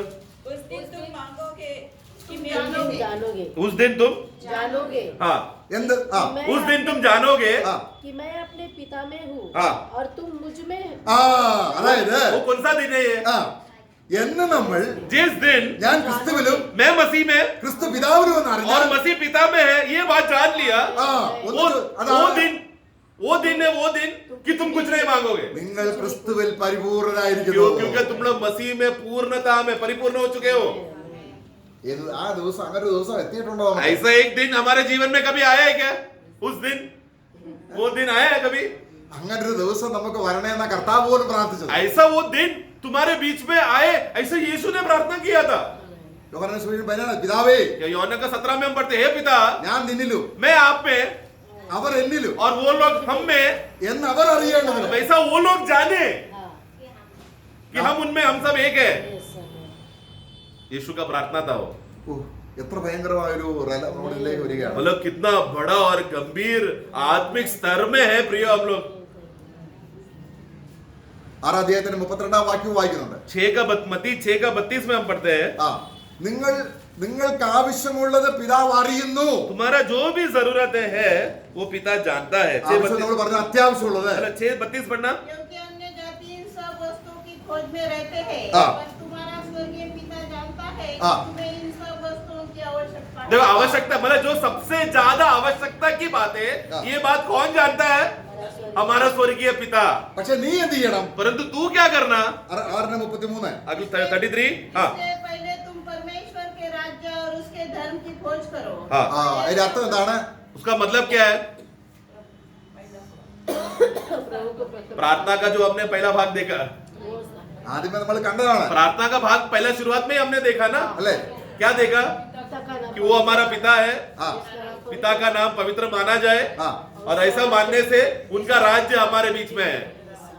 അങ്ങനെയുള്ള ഹൃദയത്തിൽ इस प्रकार के मन के लोग, നീതിയും സമാധാനവും वो लोग धार्मिकता, सच्चाई, ये सब बातें खोजेंगे പരിശുദ്ധാത്മാവിന് സന്തോഷവും. और पवित्र आत्मा का आनंद.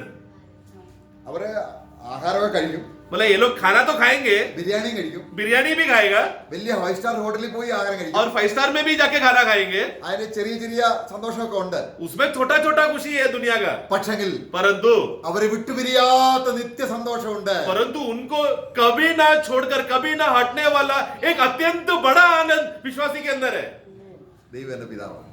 बिरयानी खाने के बाद आनंद जाएगा ना, लेकिन प्रभु का स्वर्ग राज्य का आनंद कभी ना छोड़ने वाला आनंद हमारे अंदर रहेगा. ऐसा विश्वासियों का खासियत है, वो है राज्य का आनंद. അപ്പൊ പ്രാർത്ഥിക്കുന്നതിന്റെ 3 വശങ്ങൾ കർത്താവ് നമ്മളെ പഠിപ്പിച്ചത്. इसलिए प्रार्थना का 3 तरफा बातें जो प्रभु ने अभी हमको सिखाया.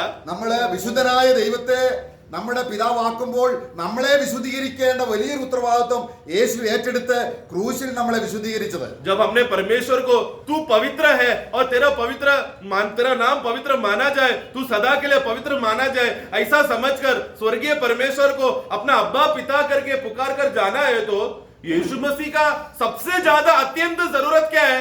जो लोग ऐसा बुला रहे हैं वो लोग पवित्र रहना चाहिए. उस पवित्रता की बातों ने प्रभु ने खुद हासिल करके हमको दिया है. उस वजह से है हम लोग परमेश्वर को अब्बा पिता करके पुकार रहे हैं. തന്നെ നമ്മളെ വിശുദ്ധരാക്കുക മാത്രമല്ല, और सिर्फ हमें पवित्र किया उतना ही नहीं, നമുക്ക് തേജസ് കിട്ടാനും യേശു കഷ്ടപ്പെട്ടു. हमको महिमा मिले, वो महिमा मिलने के लिए यीशु कष्ट सहा, അനേക പുത്രന്മാരെ തേജസ്സിലേക്ക് നയിക്കുമ്പോൾ ताकि बहुत से पुत्रों को महिमा में पहुंचाने के लिए അവരുടെ രക്ഷാനായകനെ उनका उद्धारकर्ता को कष्ट दुख उठाना पड़ा. इब्रानियों का पुस्तक में हम पढ़ते हैं. ദൈവത്തിന് അത് ഫിറ്റ് ആയിട്ട് തോന്നി. और वो प्रभु को वो सही लगा कि ऐसा कष्ट सहो, ऐसा दुख उठाओ. അങ്ങനെ ഫിറ്റ് ആയെങ്കിൽ अगर ऐसा प्रभु को सही लगा तो നമ്മുടെ ഈ ഭൂമിയിലെ ജീവിതം हमारे ये दुनिया का जीवन, അവിടെ ഒരു ഫിറ്റായ ഒരു കാര്യം എഫെസ്യ ലേഖനം നമ്മൾ 2 അധ്യായം വായിച്ചു, അതോടെ വായിച്ചിട്ട് അവസാനിപ്പിക്കാം. एफेसों का पुस्तक 5 अध्याय. 5वां अध्याय, നമ്മൾ ഈ പിതാവിനെ അപമാനം വരുത്താതെ വേണം हम लोग ये पिता को अपमान ना करते हुए നമ്മളെ ചില കാര്യങ്ങൾ അവിടെ ഉണ്ട്. हम लोग कुछ बातें को हम देखते हैं।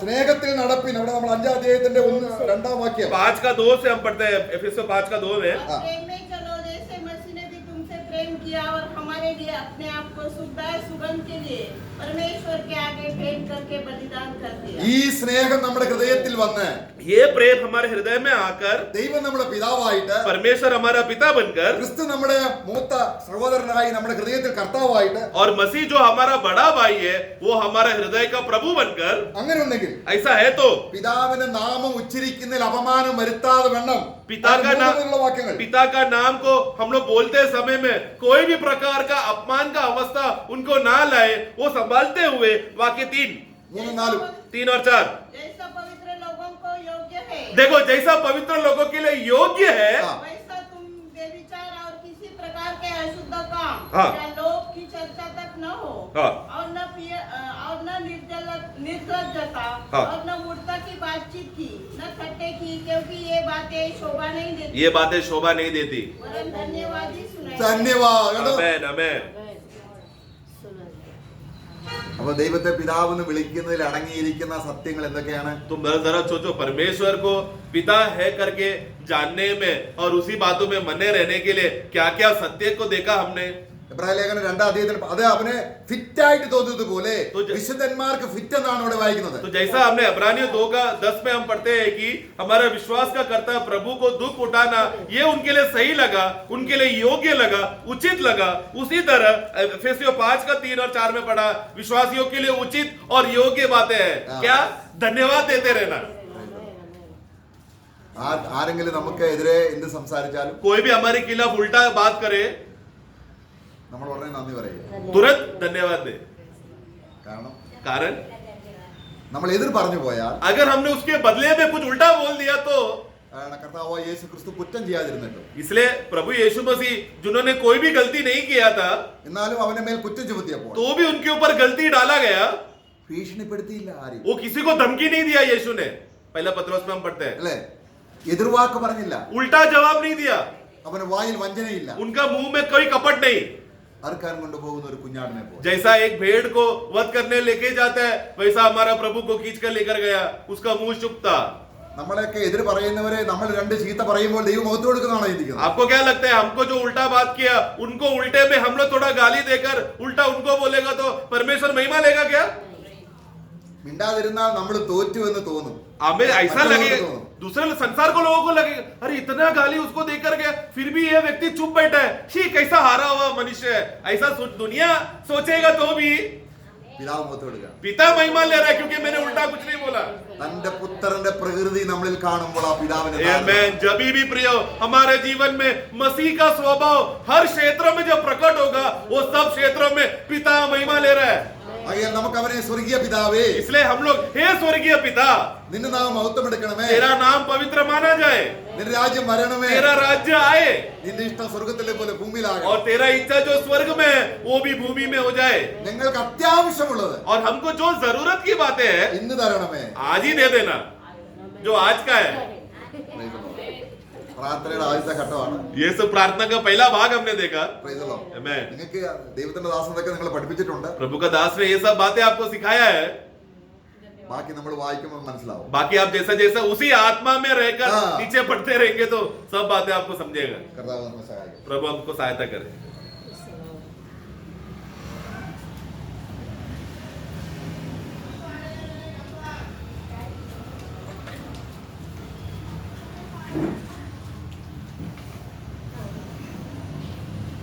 Praise the Lord. इसका मतलब प्रार्थना कौन करना चाहिए? सब कर सकता है, सब कर सकता है ना? भाभी भी कर सकता है। प्रार्थना करने के लिए किसी के लिए मना नहीं। मार्ग में जाने वाला कुछ बच्चा डाडी डाडी बोलेगा तो भी हाँ बेटे बोलेगा। तो मेरा बच्चा नहीं डाडी नहीं बोल रहा ऐसा बोलेगा नहीं बोलेगा। लेकिन घर का विभाजन करने के लिए डाडी डाडी बेटा भाग भाग जा बोलेगा, कुछ बोल देगा नहीं। मतलब डाडी डाडी करके बोलेगा, हाँ बेटे करके भी बोलेगा। डाडी बोला बेटा बोला, तभी भी हमारा रिश्ता नहीं, रिश्ता है रिश्ता नहीं। तो सबसे बड़ी बात है हमारे जीवन में हमारे रिश्ता पहले पहचानना। समझ में आया ना? अगर मानव नया जन्म नहीं पाया, जिसका उद्धार नहीं हुआ, वो कितना भी दाढ़ी नहीं बोलो है, कोई प्रयोजन है नहीं, कोई प्रयोजन नहीं। तो पहली बात है कि अपना जो भी नया जन्म पाया है, देखा बहुत बड़ी रीति में अभी मानव प्रभु के नया जन्म पाया हुआ हर एक लोगों में अब्बा पिता खाने वाला पुत्र की आत्मा है। फिर वो हमेशा वो पिता का महिमा का छाएगा। अभी मानो मैं आज भी मानो श्रेय को बोलने के टाइम में बोल रहा था, जितना भी अपने बारे में प्रभु की इच्छा जो लिखा है वो लिख कर रखना, है ना, लिख कर रखना। क्योंकि मतलब पहला थिस्सलुनीकियों 5 अध्याय का 18 वचन, हर बात में धन्यवाद करो, हाँ। क्योंकि तुम्हारे लिए मसीह यीशु में परमेश्वर की यही इच्छा है। हाँ देखा, कौन सी इच्छा है? हर बात में धन्यवाद। अभी थोड़ी देर पहले वो भी बात सुना ना, मतलब अपने को हर एक बातों में धन्यवाद देना। इसको मतलब कोई गाली दिया तो भी सुनने के लिए सामर्थ्य कौन देता?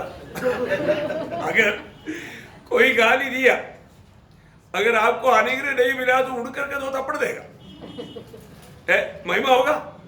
नहीं होगा।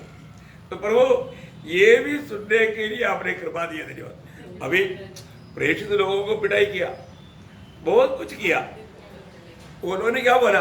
प्रभु तेरे नाम के लिए निंदा सहने के लिए हमें योग्य बनाया है। योग्य बनाने का सामर्थ्य कौन दिया? प्रभु ने दिया, इसलिए प्रभु को महिमा दी है। तो इसका मतलब क्या है कि अपने जीवन में हम अपने खुद के सामर्थ्य में कुछ सह पाएगा? कभी नहीं। हर एक के ऊपर प्रभु का अनुग्रह प्रभु देता है ना।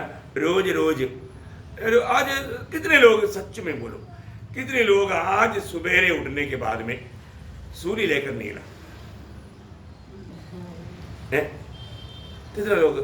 प्रभु ने क्या बोला? प्रतिदिन किसके लिए बोला? प्रभु के पीछे आने वालों के लिए। सूर्य लिया है कि नहीं?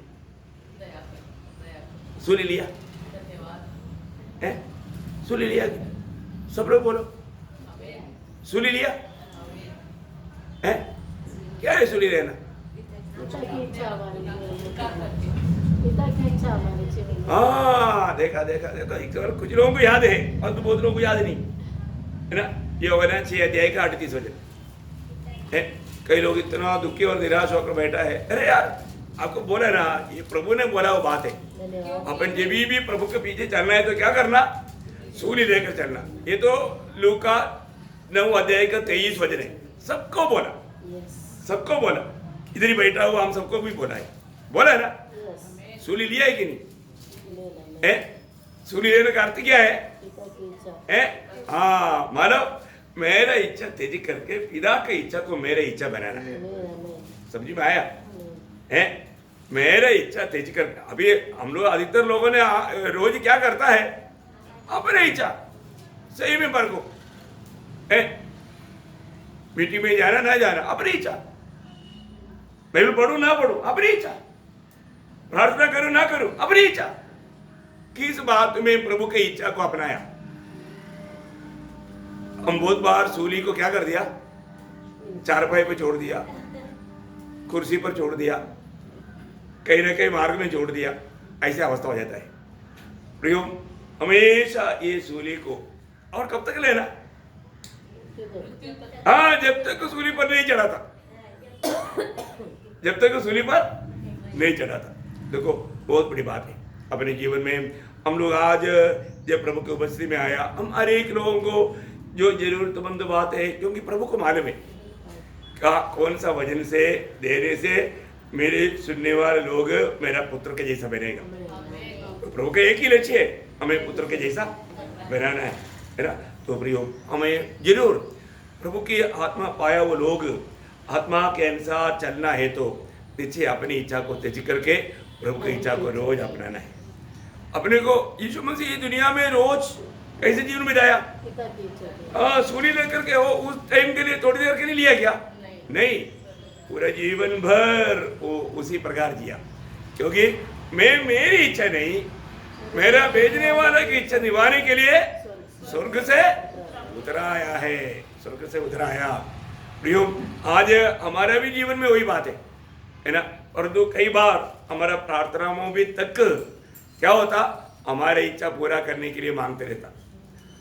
प्रभु मतलब हमें उत्तर देगा तो भी वो उत्तर से हम तसल्ली नहीं होता, फिर भी हम मांगते रहेगा, फिर प्रभु बिलियाम के जैसा परमिशन भी देगा। इस्राएल लोगों को दिया हुआ उत्तर जैसा मतलब प्रभु मटन देगा, ज्यादा मांगेगा तो देगा, लेकिन उसके साथ कुछ और भी मिला। ये बहुत बड़ी बात है प्रियो। हमें प्रभु का हमेशा, हमें प्रभु का संतान होने के कारण एक बात है, प्रभु के लोग हमेशा जो भी मांगने से पहले भी पवित्र आत्मा अगुवाई करता है, और जरूर प्रभु उनको देता है ना, देता है कि नहीं, मिला हुआ अनुभव है कि नहीं, पक्का है प्रिय। प्रभु के लोगों को हर पल में वो अनुभव है। हम तो मांगने से पहले देने का मतलब बात करने के टाइम पर मेरी पत्नी को पूछ रहा, मुझे बैठा रहा, हम लोग बात करता है, प्रार्थना नहीं किया, तुरंत उत्तर आ गया।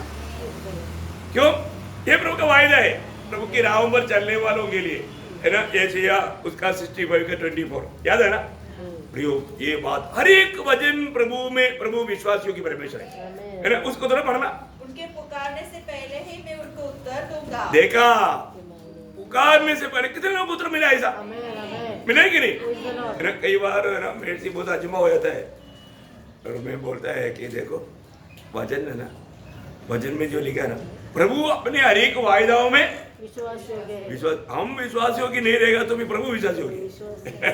कई लोगों को बहुत अजमा होता है, यार आप भी बोला, देखो वही बात ना। कई बार है ना, कई ऐसा चीज का बारे में थोड़ा सा बात किया, एक आधा घंटे के अंदर वही बात बदल करके भी नहीं, कितनी लिख करके रहेगा तो वरना बहुत कम पड़ेगा। इतना प्रभु कार्य करता है। इसलिए हमारे स्वर्गीय पिता हमारे जरूरतें जानता है, मांगने से पहले देता भी है। इसका मतलब मांगो नहीं, ऐसे नहीं मांगना है, मांगने वाला स्वभाव छोड़ना नहीं। प्रभु ने बोला मांगो तो दिया जाएगा, तो मांगने के लिए बोला तो, लेकिन वो मांग ऐसे होना चाहिए यूहन्ना 15 के 7 के अनुसार, क्योंकि इसमें हमेशा प्रभु का महिमा होगा, ठीक है ना। प्रिय, आज कितने लोग मांगने पर भी नहीं मिलता, परंतु यीशु मसीह ने यूहन्ना 15 के 7 में क्या बोला, यदि तुम मुझ में बने रहो और मेरा वचन तुम में बना रहे, हाँ, मेरा वचन तुम में बने रहो, तो जो जो चाहो, देखा, जो चाहो। प्रभु मेरे को एक बोतल रम चाहिए, बोलेगा यही बोलेगा, क्योंकि वो प्रभु में नहीं,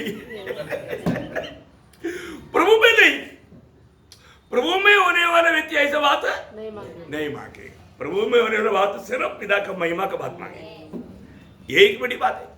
इसलिए बोला तुम मुझ में और मेरा वचन तुम में, वो कंडीशन है, वो कंडीशन में जो भी मांगो पक्का मिलेगा, प्रभु का वायदा है। ऐसा कोई बोल सकता है कि नहीं ऐसा भी नहीं मिलेगा, ऐसा बोल सकता है? नहीं नहीं नहीं, नहीं। ऐसा कोई बोल दिया तो अनजान की बात है, अज्ञानता की बात है। मैं प्रभु में है और प्रभु का वचन मुझ में है, तो जो भी मांगेगा देगा करके, मिलेगा करके यीशु मसीह ने वायदा दिया है तो दिया है, वो पक्का पूरा होगा। बहुत बड़ी बात है। प्रार्थना का मतलब बहुत से कंडीशन है, प्रभु का अनेक आशीष पाने का हर जगह पर देखो वहां पर एक कंडीशन है, वो कंडीशन यदि हम पूरा करता है तो वो काम भी प्रभु पूरा करेगा। कितना धन्यवाद, कितना महान बात है, हमारा प्रभु कितना महान है प्रिय। इसलिए ना प्रभु के वचन को हमें सही रीति में जानना है ना, तो बहुत अच्छी बात है। तो हर एक उधार पाए हुए लोग कितना खुशी के साथ, कितना आनंद के साथ प्रभु से मांग करके है ना प्रभु का आदि महिमा कर सकते हैं। तो प्रभु का धन्यवाद। अभी भी हमें मानव प्रार्थना करना है, अभी क्या करना है, हाँ, ये सारे बात को याद करते हुए प्रार्थना में ना जा रहा है। तो प्रार्थना के द्वारा बहुत से लोगों को जीवन का सहायता पहुंच सकता है।